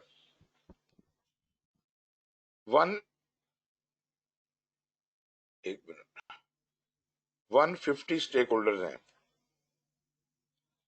कुछ ऐसे के बाद 25 स्टेक होल्डर उसमें ऐड हो जाते हैं। आप ये बताइए कि how many new communication channels need to be open? How many new communication channels have to be open? जी नोमान। इसमें तो सर पहले हम 150 का कैलकुलेट करेंगे कि n to n -1/2 करके फिर 25 का करेंगे, तो इस तरह से मेरे ख्याल में इसकी कैलकुलेशंस आएगी। अच्छा, आपके ख्याल जी। से 150 इंटू 149 डिवाइडेड बाय 2 और 25 24 मुझे ये बताइए कि इन दोनों को ऐड करेंगे? ये जो रिजल्ट आएगा सर उसको ऐड करेंगे ना? गलत मेरे भाई, जब 150 में जी। 25 ऐड होंगे तो स्टेक होल्डर तो 175 नहीं हो जाएंगे? मतलब वो क्वेश्चन है कि 150 थे और बाद में 25 और आए, और दिस इज आए हैं। व्हाट द क्वेश्चन है। और तो मैं ये थोड़ी पूछ रहा हूँ कि स्टेक होल्डर कितने हो गए, मैं पूछ रहा हूँ कम्युनिकेशन चैनल कितने हो गए। हर नहीं, मैं कम्युनिकेशन चैनल्स की बात कर रहा हूँ सर। सुनो तो, देखो 150 के ऊपर आप एक कम्युनिकेशन चैनल जब ऐड करेंगे तो से कि 150 फर्स्ट कर रहे हैं तो आपको 150 कनेक्शन जोड़ने पड़ेंगे। एक कनेक्शन ऐड करने से 150 ऐड होते हैं, ये तो आपका हिसाब ही नहीं बनता। दूसरे कनेक्शन से 151 और ऐड होंगे तो 150 प्लस 151 प्लस 152 प्लस 153 इस तरह 25 तक गए आप। तो इसका तरीका ये होगा कि इन दोनों को जमा करें 175 ये नए नंबर ऑफ स्टेक होल्डर्स हैं इनटू 174 डिवाइडेड बाय 2, इसका जवाब निकाल लें और इसका जवाब निकाल लें, दोनों का डिफरेंस जो होगा वो नए नंबर ऑफ चैनल्स होंगे। ओके। क्यों जी, बाकी समझ आया सबको? Anyone who has any doubt about it?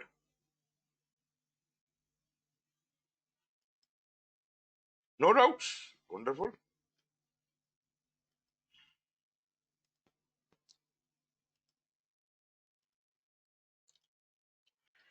Okay ji, channels की मैंने बात कर दी आपसे कि यहाँ पे ہمارے پاس کمیونیکیشن کے لیے یہ تو ہم نے بات کیا ہے، یہ پلان کمیونیکیشن کی بات ہم کر چکے ہیں نا، یہ تو ہم کر چکے ہیں. اوکے، پلان کمیونیکیشن میں what are the major consideration? دیکھیں یہ سب باتیں ضروری ہیں.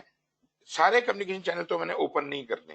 لازمی بات ہے every stakeholder needs not to talk with every other stakeholder. یہ تو ایک ٹوٹل کنفیوژن ہو جائے گی. سو کمیونیکیشن مینجمنٹ پلان میں دس وڈ بی ڈیزائن کہ کون سا کمیونیکیشن چینل کھولنے کی ضرورت ہے. مطلب ہر جو پروجیکٹ پہ کام کرنے والا بندہ ایک ایون لیبر ہے، وہ بھی کمیونیکیشن، وہ بھی ایک اسٹیک ہولڈر ہے. اور ایک جناب کیا کہتے ہیں ہمارا جو ادروائز ایکسٹرنل اسٹیک ہولڈر ہے، اس کو کیا ضرورت پڑی ہے کہ ایک مزدور سے بات کرے جا کے؟ اس کا کیا واسطہ ہے، اس کا کیا کام ہے اس کے ساتھ؟ تو اس کا مطلب ہے کہ there are many communication channels which need not be operational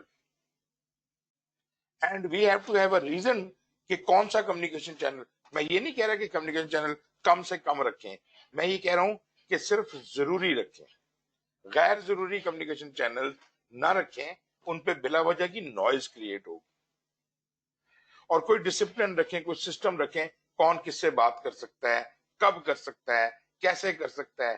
یہ جیسے وہی بات اس نے کہی ہے، who needs what information, who is authorized to access that information, when they will need that information, where the information should be stored, کہاں رکھی جائے, what format information should be stored in, how the information can be retrieved, whether time zone, language barrier, cross-functional consideration need to be taken into account.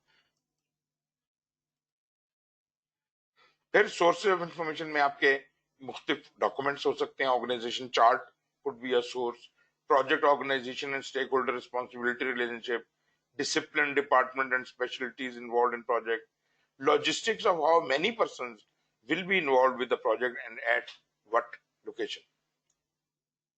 Internal information needs ہو سکتی ہیں جہاں آپ نے اپنی آرگنائزیشن کے اندر کمیونیکیٹ کرنا ہے، اور ایکسٹرنل نیڈ ہو سکتی ہیں کہ باہر، اندر اور باہر کے لیے مختلف زبان، مختلف طریقہ کار، مختلف ٹرمنالوجی استعمال ہو سکتی ہے.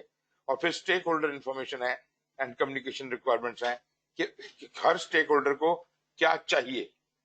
ہم کسی اسٹیک ہولڈر کو نو نہیں کرنا چاہتے، لیکن ہم یہ چاہتے ہیں کہ یہ پہلے سے پری ڈیفائنڈ ہو کہ کون سے اسٹیک ہولڈر کا کیا انٹرسٹ ہے، تاکہ اس کو وہی انفارمیشن پرووائڈ کی جائے. ایک میں نے دیکھا ہے کہ وہ کہتے ہیں جی پروجیکٹ کی جو پروگرس رپورٹ ہوتی ہے نا، سارے اسٹیک ہولڈر کو بھیج دو. ایک ہی لیول کی، ایک ہی طرح کی رپورٹ سب کو بھیج دیتے ہیں. بہت سے لوگ اس کو انٹرپریٹ کر سکتے ہیں، بہت سے نہیں کر سکتے. کسی کو اس سے بھی زیادہ ڈیٹیل رپورٹ چاہیے، کسی کو اس سے بھی کم چاہیے. تو آپ نے اسٹیک ہولڈر کی نیڈ کے حساب سے کمیونیکیشن ریکوائرمنٹس کو بنانا ہے. اس لیے میں کہہ رہا تھا کہ کمیونیکیشن اور stake holder they go hand in hand. پھر جناب کمیونیکیشن کی ٹیکنالوجی چوز کرنے کے لیے ہمیں کچھ چیزوں کو غور کرنا پڑتا ہے.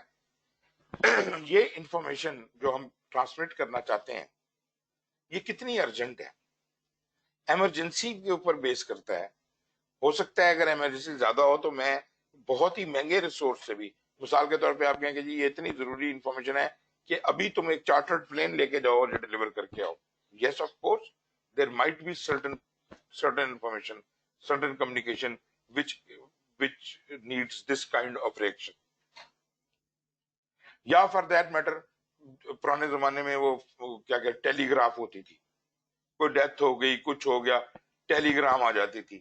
ٹیلی گرام کا مطلب ہی یہ ہوتا تھا یا کوئی بہت ہی کوئی ٹریجڈی ہو گئی ہے اور یا کوئی خوشخبری ہے. تو ارجنسی کیا ہے اس کے حساب سے وہ چینل کھولا جائے. پھر ٹیکنالوجی کیا اویلیبل ہے آپ کے پاس. ہو سکتا ہے کہ دنیا بھر میں ٹیکنالوجی ہو، انٹرنیٹ ہو، سب کچھ ہو، لیکن آپ جناب ایک آئل رگ کے اوپر بیٹھے ہیں اور وہاں کوئی سروس نہیں ہے. تو لازمی بات ہے آپ کی تو موبلٹی اور کمیونیکیشن ریسٹرکٹ ہو گئی. پھر جناب کمیونیکیشن ٹیکنالوجی میں آپ یہ دیکھتے ہیں کہ کون سا آسانی کیا ہے. What is the ease of use? There is no need to ensure that choice of communication technology is suitable for project participants and appropriate training events are planned. फिर प्रोजेक्ट की एनवायरनमेंट किस तरह की है? There is a need to determine if the team will meet and operate on a face to face basis और इन a virtual environment. अब अगर तो आपकी टीम आधी इधर है, आधी अमेरिका में, आधी कहीं और है, तो probably you have to resort to the virtual environment. Otherwise अगर वो साथ आमने सामने बैठते हैं, एक दूसरे को मिल सकते हैं, देख सकते हैं, तो सिचुएशन ही बदल जाती है, वहां पे इंटरेक्शन ही बदल जाएगा. फिर sensitivity and confidentiality of the information, कि वो कैसी इंफॉर्मेशन है, उसको उस हिसाब से कम्युनिकेट किया जाए. उसको हम, अगर बहुत जरूरी इंफॉर्मेशन है, कोई टॉप सीक्रेट इंफॉर्मेशन है, तो वो मैं ऐसे ही किसी को तो नहीं दे दूंगा, यार ये लिफाफा दे देना फलाने को जाके. ऐसी इंफॉर्मेशन जो बहुत इंपॉर्टेंट होगी वो शायद हम स्पेशल मीन्स से भेजें, या हो सकता है कि कोई अपना बंदा भेजें उसके साथ. जैसे मैंने कहा कि चार्टर्ड प्लेन के थ्रू भेजें. Yes of course, why not, if information is that वर्दी. कम्युनिकेशन मॉडल्स बड़ी किस्म के होते हैं, लेकिन एक बेसिक किस्म का मॉडल जो है, जब एक आदमी दूसरे आदमी से कम्युनिकेट करता है, बात करता है, तो पहले वो जो कुछ कहना चाहता है उसको अपने ज़हन में इनकोड करता है, अल्फाज में डालता है, और उसके बाद उसको अपने मुंह से अदा करता है. जब अदा करता है तो वो अल्फाज जो हैं वो एक मीडियम से गुजरते हुए अगले के कान तक पहुंचते हैं. जो मीडियम है उसके अंदर कुछ नॉइज हो सकती है, जिसकी वजह से मैसेज डिस्टॉर्ट भी हो सकता है. अगला बंदा हो सकता है पूरा ना उसे कंसीव कर सके. वो उस मैसेज को रिसीव करता है और उसको डिकोड करता है, जो भी उसको समझ आया. उसके नतीजे में वो एक्नॉलेजमेंट देता है कि हाँ जी मैसेज रिसीव हो गया है. और फिर जब उसको तफसील से वो पढ़ के जो जवाब बनाता है, उसको उसी तरह से फिर वो कोड करता है और आपको फीडबैक प्रोवाइड करता है. और ये इस तरह से कम्युनिकेशन चलती रहती है. This is a basic model and this looks something like this. आप हैं सेंडर और वो है रिसीवर. आपने कम्युनिकेट एनकोड किया, ट्रांसमिट किया, नॉइज से गुजरा, डिकोड हुआ, उसने एक्नॉलेज किया, हाँ भी मैसेज मिल गया है नॉइज से गुजर के. उसके बाद कुछ देर के बाद उसने उसका सीधी जवाब और फीडबैक बनाया और वो आपको भेज दिया. तो इस तरीके से आप देखते हैं कि कम्युनिकेशन मॉडल ऐसे बिहेव करता है. लेकिन communication model organisation to organisation differ भी कर सकते हैं. तो बेसिक मॉडल था ना कम्युनिकेशन का. उसमें ये भी हो सकता है कि जी आपकी ऑर्गेनाइजेशन की पॉलिसी है कि कोई डाक जो है वो इंडिविजुअली नहीं भेजी जाएगी, बल्कि ऑर्गेनाइजेशन का डिस्पैच राइडर आएगा सब लोगों के पास, और जो जो लेटर बाहर भेजने वाले हैं वो सब इकट्ठे करेगा और फिर वो कोरियर करवा देगा. इसी तरह जो रिसीव होनी है मेल, वो डायरेक्ट कोई नहीं आएगी, वो ये बंदा लेके आएगा, लोगों के टेबलों पे डिलीवर करेगा और इस तरह. तो yes of course this is again another kind of a communication model. फिर कम्युनिकेशन के मेथड्स क्या हैं? इंटरेक्टिव कम्युनिकेशन होती है, पुश कम्युनिकेशन और पुल है. मेरे ख्याल ये तो आप लोगों को पता ही होगा. जो हम बातचीत करते हैं तो ये इंटरेक्टिव कम्युनिकेशन है. पुश इंफॉर्मेशन है कि कम्युनिकेशन है कि मैंने आपको खत लिख दिया है या ईमेल लिख दी है, राइट? तो मैंने तो भेज दी है, आपको मिली नहीं मिली. अमूमन ये कहते हैं ना जी, वो आपको मेरी ईमेल मिली थी कि नहीं मिली थी, मैंने तो कल की हुई है. तो I have push the information. अब वो आप जाने और आपका काम जाने कि आपको मिलती है कि नहीं मिली, आपके मेल बॉक्स में आ जाएगी. जब आएगी तो पढ़ लीजिएगा. फिर पुल कम्युनिकेशन है कि मैंने वो कम्युनिकेशन जो है वो आपको भेजने की बजाय एक ऐसी कॉमन सेंट्रल जगह, एक फर्स्ट ग्रेड नोटिस बोर्ड पर वो कम्युनिकेशन लगा दी है, और आपका फर्ज बनता है कि वो नोटिस बोर्ड को चेक करते रहा करें. तो मैंने उस कम्युनिकेशन को रख दिया वहां पे, आपका जब दिल करे वहां से जाके उस कम्युनिकेशन को पुल कर लें. ठीक है जी.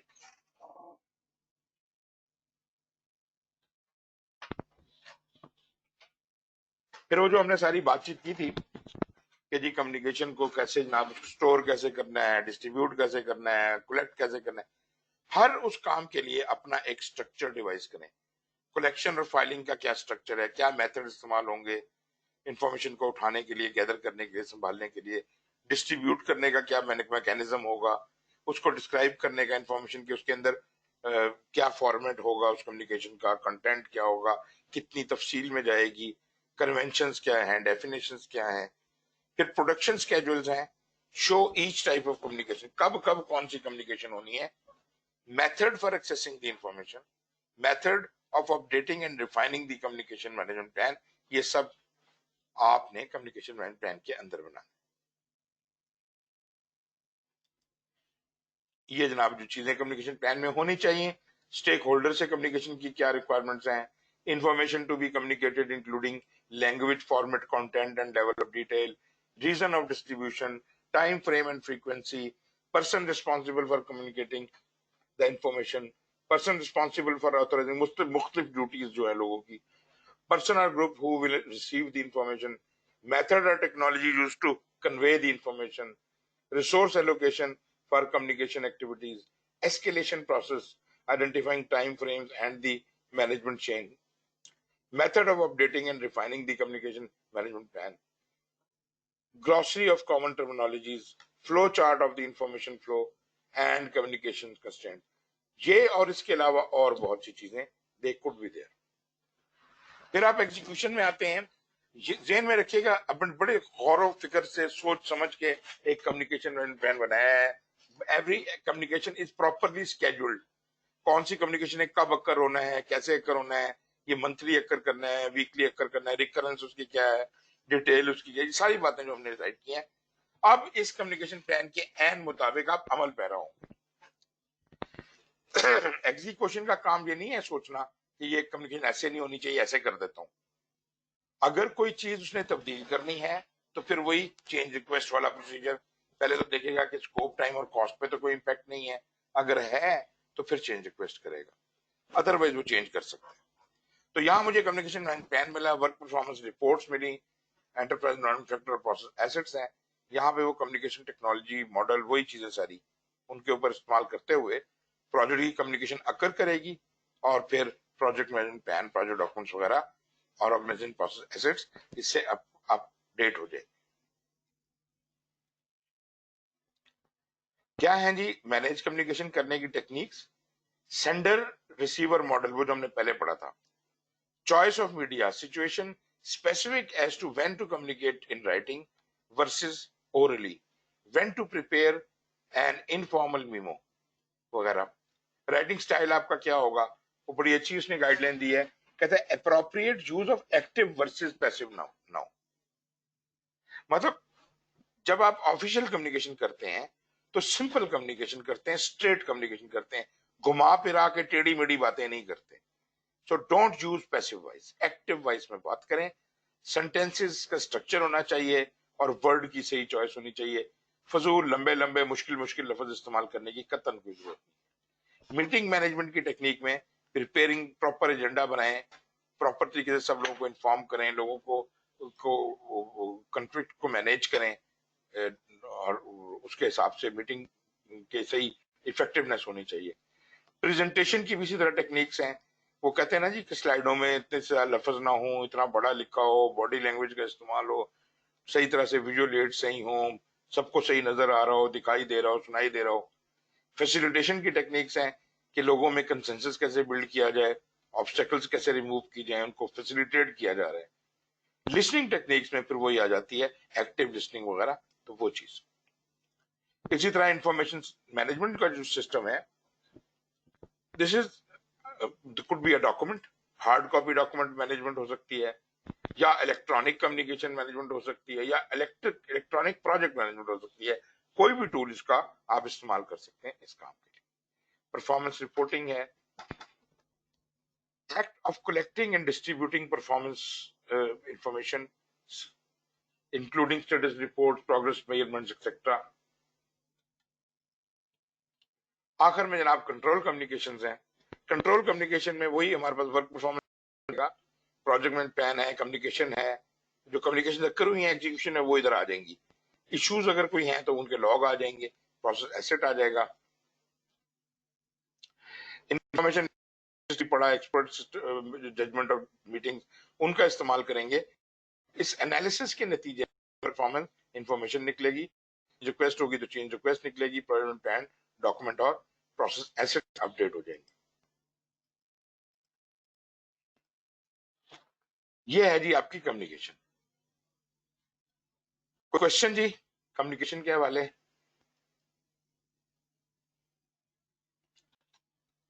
ओके, 10 मिनट ब्रेक कर लीजिए जी, उसके बाद फिर हम आखिरी स्टेक होल्डर को शुरू करते हैं. राइट जी, तो ये हो गया.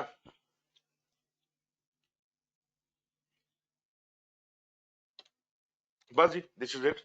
तो ये जनाब आपका स्टेक होल्डर वाला पोर्शन खत्म हो गया. अभी अगर कोई क्वेश्चन वगैरह है, हमारे पास टाइम है. If you want to discuss anything we can, और कोई बात करनी है वो भी कर सकते हैं. छोटा मोटा एग्जाम लेना है तो वो भी कर सकते हैं. जी जनाब.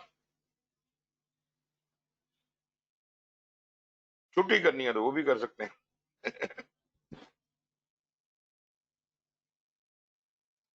जी जनाब. मेदी.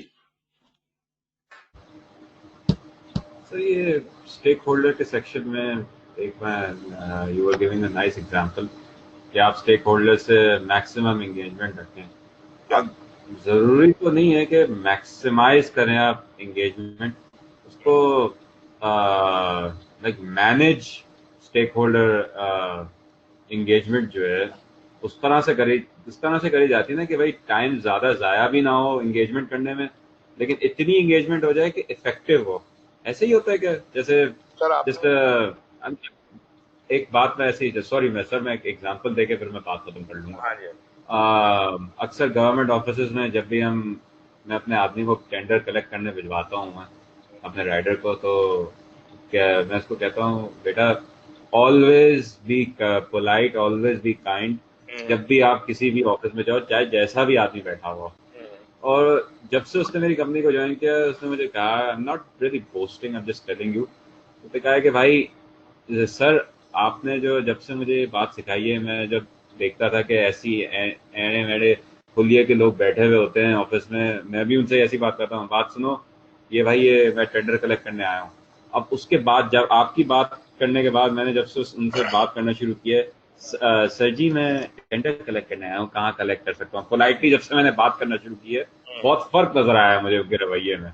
मैंने कहा तो आप सीखे हैं ना, जरा सा आपने टाइम स्पेंड किया है just to improve your communication skills, बिल्कुल. You are able to achieve more. तो बस वो एक एग्जांपल था कि छोटा सा बस वो how you present communication to your stake holders.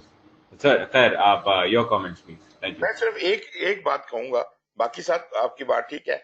याद रखिएगा स्टेक होल्डर को मैनेज नहीं किया जा सकता, स्टेक होल्डर को एंगेज किया जाता है. याद रखिए जो चीजें आपके अंडर कमांड है, आपके कंट्रोल में है, उनको मैनेज किया जाता है. ग्लास मैनेज हो जाएंगे, चीजें मैनेज हो जाएंगी, किताबें मैनेज हो जाएंगी, लेकिन इंसानों को आप मैनेज नहीं करते. चले स्टेक होल्डर एंगेजमेंट तो मैनेजमेंट कर सकते हैं, या स्टेक होल्डर एंगेजमेंट की भी मैनेजमेंट नहीं कर सकते, वो तो कर सकते हैं. स्टेक होल्डर एंगेजमेंट ही मैनेजमेंट का रिप्लेसमेंट है ना. स्टेक होल्डर एंगेजमेंट का मतलब ये है कि आप यूं समझिए कि ये स्टेक होल्डर मेरी पावर से बाहर है, ये मेरी ताकत से बाहर है, और मैंने इसको कुछ इस तरह से डील करना है कि ये मुझे पसंद करने लग जाए. ठीक है ना. मतलब मैं मैनेज करने वाला कौन है, मेरी क्या औकात है कि मैं अपने से एक बड़े कदों काट के शख्सियत को मैनेज करता फिर रहा हूं. आप अपने सबॉर्डिनेट को तो मैनेज नहीं कर पाते, आप अपने से बड़े को मैनेज करने चले. एक्सपेक्टेशंस मैनेज आप एक्सपेक्टेशंस मैनेज कर सकते हैं, आप एंगेज कर सकते हैं स्टेक होल्डर को. और एंगेज रखना यही है जो हमने भी आपको टेबल भी दिखाया कि वो स्टेक होल्डर किस तबीयत का है और उसे हमने कहाँ लेके जाना है. मैं समझता हूं जो आपने लफ्ज इस्तेमाल किया, आप अपने हवाले से यही बात कहना चाह रहे हैं कि उसको हम मैनेज कर लेंगे, लेकिन मैं कह रहा हूं कि मैनेज का लफ्ज ठीक नहीं है इस काम के लिए. बात समझ आएगी? Yes sir, thank you. Most welcome. जी उबैद.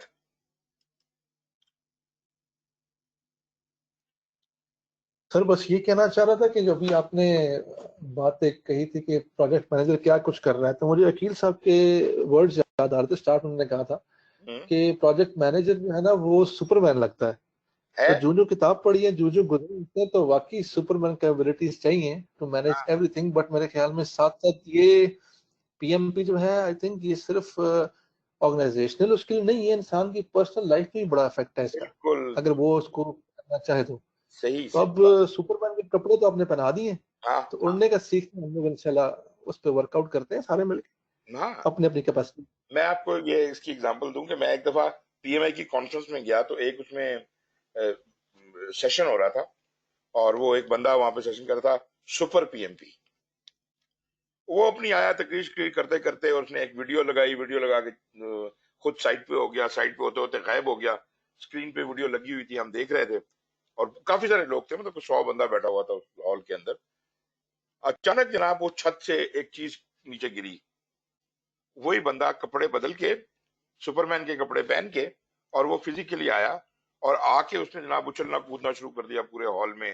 اور جناب کبھی اس کو کوئی گفٹ بانٹ رہا ہے, اس کو کوئی چیز دے رہا ہے, اس کو کچھ دے رہا ہے, یہ کر کے اس نے کہا جی اس طرح سے ہوتی ہے stakeholder engagement, you have to act like a super main.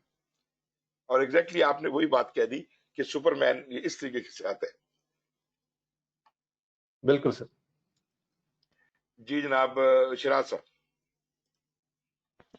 Sir just comment regarding the stake holders engagement, جو اس سے پہلے بھی سر ایک کوشچن ہوا. میرے خیال میں سر 2-3 طریقے ہو سکتے ہیں ٹو انگیج دی اسٹیک ہولڈرز. ایک تو جو during the life of the project جو ہم میٹنگس کرتے ہیں, starting from the kick off meeting and then we have quarterly meetings یا اسکرم میٹنگس. ہاں تو اس میں جو کی اسٹیک ہولڈرز ہیں ان کو we can invite them as a guest یا ایز اے اٹینڈنٹ, مطلب اس میں آبزرور اس طور پہ اس کو بلا سکتے ہیں سر. یا کوئی ایسا اسٹیک ہولڈر ہے جو کہ فنڈنگ کر رہا ہے, جیسے ہم نے پہلے بات کی, تو اس کو towards the during the execution اس کو ہم اس کا وزٹ پلان کر سکتے ہیں on a site where the work is being done.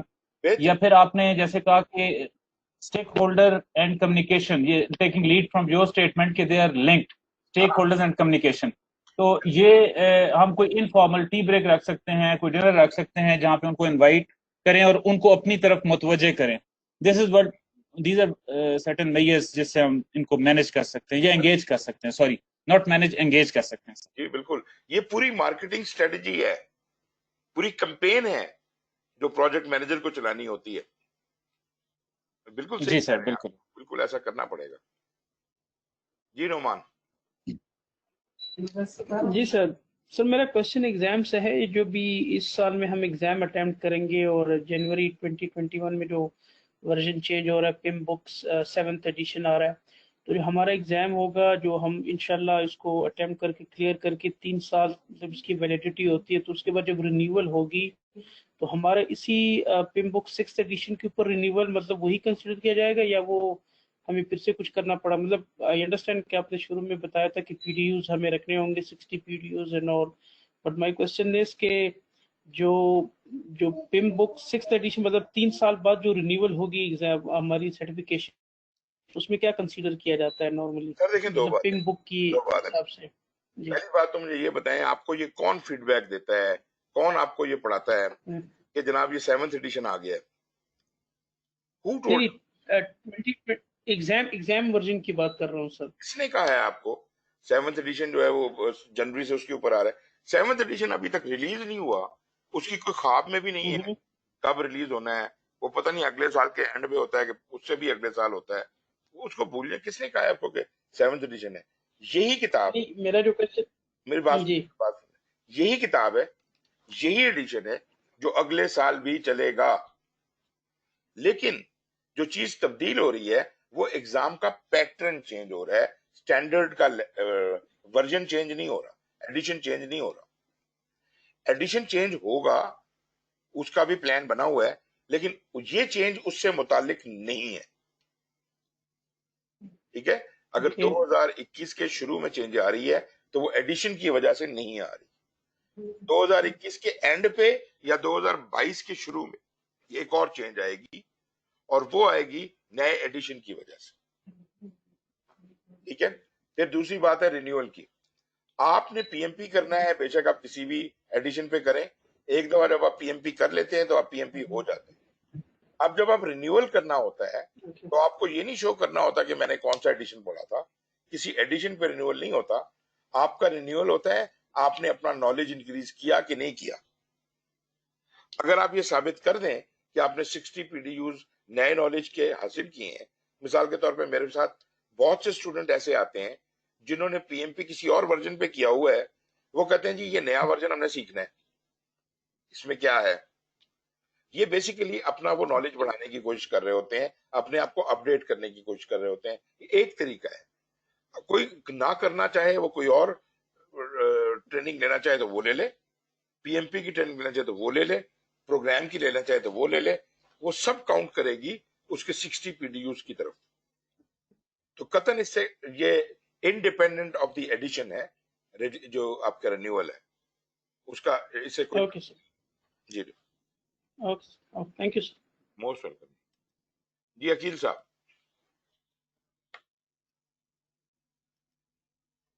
سر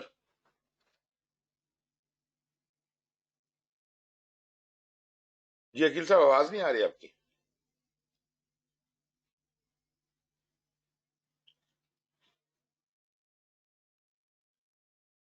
جی عقیل صاحب مائک میں تو نہیں پرابلم ہو گیا آپ کا؟ چیٹ میں بتا دیں.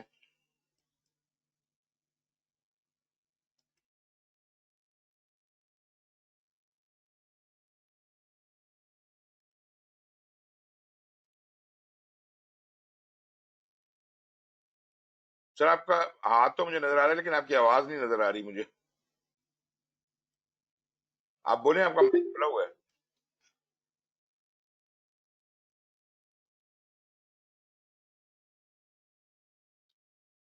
نعمان آپ کو کب آواز نہیں آ رہی تھی؟ میں ہمیشہ یہ لیکچر کے سٹارٹ میں تھا, بالکل سٹارٹ میں تھا, تو مجھے لگا کہ آپ نے سٹارٹ کیا اور میں am not able to hear, okay. تو اس وجہ سے میں وہ ایکچوئل سٹارٹ نہیں ہوا تھا ایکچولی. اچھا اچھا. عقیل صاحب تو وہ ڈسکنیکٹ ہی ہو گئے ہیں, ان سے غالباً کوئی پرابلم. اچھا خیر جی, اینی ویز اور کوئی چیز ہے جی بات ابھی آ گیا عقیل صاحب.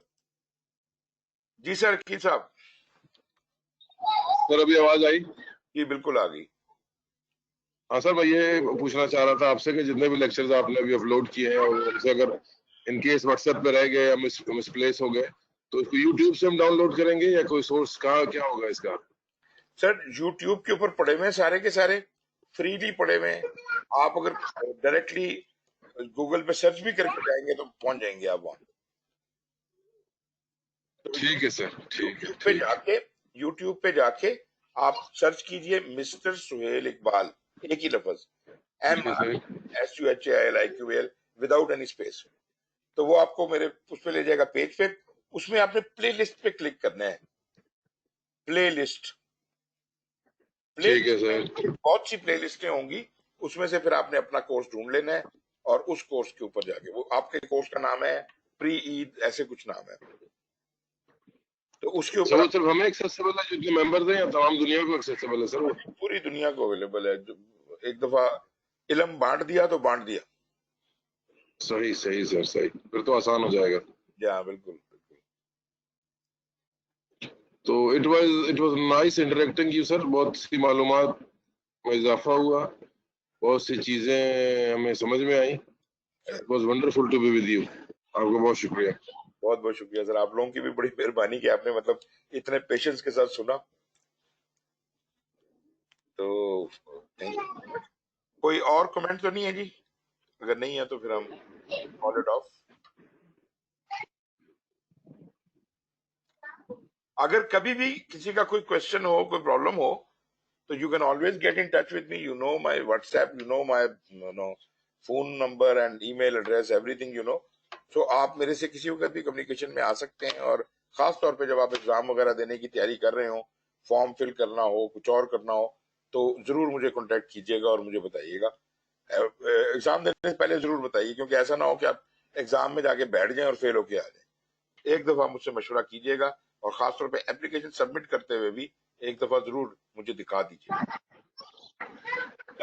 سر میں اس کا فارم دیکھ رہا تھا, اس میں لکھا ہوا تھا کہ آپ نے کہاں سے پڑھا ہے, تو اس میں سسکام لکھیں گے یا آپ کو نام لکھیں گے کیا؟ سر دیکھ رہا تھا فارم اس کا, بالکل جو ایگزامینیشن فارم ہے. سسکام لکھیں, بلکہ اگر آپ اس میں سسکام لکھیں تو وہ میری کمپنی کا نام کلیئر بھی ہو جاتا ہے. ٹھیک ہے سر, ٹھیک ہے سر, ٹھیک ہے, نہ ہوا تو مجھے بتائیے گا, میں کوئی علاج کر دوں گا اس کا. ٹھیک ہے سر, ٹھیک ہے, thank you. Most welcome sir. جی Noman. Sir thank you so much, just saying कि काफ़ी इंफॉर्मेशन, जैसे मैंने बोला कि मैं 1 साल से स्टडी कर रहा था, लेकिन इस कोर्स से काफ़ी सारे कॉन्सेप्ट रिवाइज भी हुए, क्लियर भी हुए, और कॉन्फिडेंट भी आया कि this is something very good. एक आखिरी चीज़ आपसे पूछनी थी कि I purchase the prim cast जो एग्जाम सिमुलेटर है, तो उसके बारे में कुछ आपकी जी कुछ कमेंट्स आपके, गुड बैड, आप कैसे आप उसको रेटिंग देते हो? की है कॉर्नेल फिशनर की है। जी जी जी जी सर कॉर्नेल फिशनर जबरदस्त आदमी है, बहुत आला, मेरा दोस्त है। एंड इसने जब स्टार्ट किया वेरी था गुड। तो उस वक्त से मैं इसको जानता हूँ, बहुत अच्छा बोलता है और बड़े अच्छे कॉन्सेप्ट, जरूर सुने इसके, बहुत आला। नहीं I just purchase exam simulator, क्योंकि उसमें 8 एग्जाम है, कोई 1600 क्वेश्चन है उसके एग्जाम सॉफ्टवेयर, मतलब प्रैक्टिस के लिए कि जस्ट जी। मैंने देखे तो नहीं है, लेकिन they must be very good, कोई ऐसी बात नहीं है।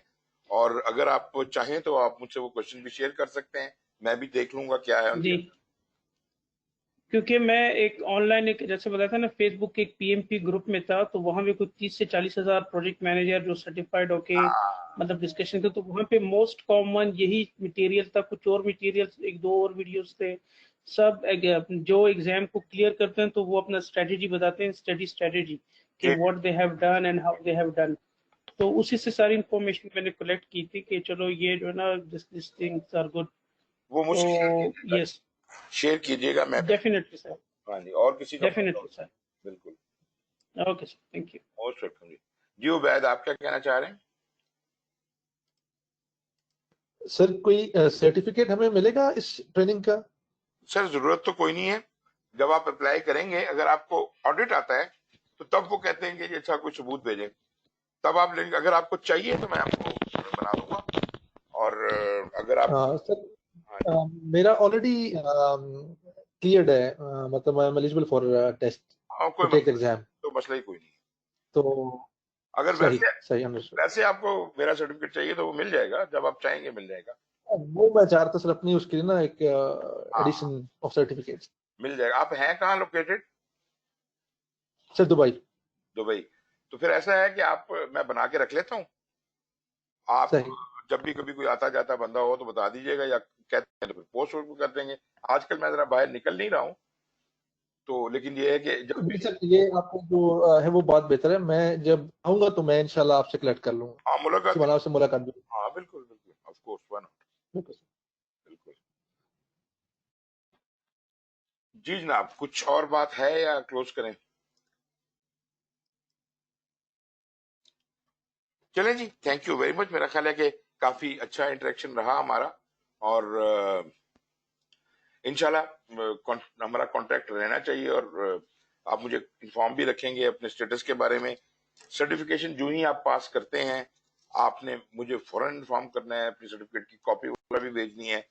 मुझे बड़ी खुशी होती है जब कोई भी स्टूडेंट, मतलब मुझे इस बात से मतलब नहीं है कि आप मतलब मेरे से पढ़े हैं या नहीं पढ़े हैं, अगर किसी ने मेरे से मशवरा भी किया होता है और वो बाद में पास होकर मुझे क्रेडिट दे, तो मुझे बड़ी खुशी होती है कि यार किसी बंदे ने मतलब कोई फायदा उठाया।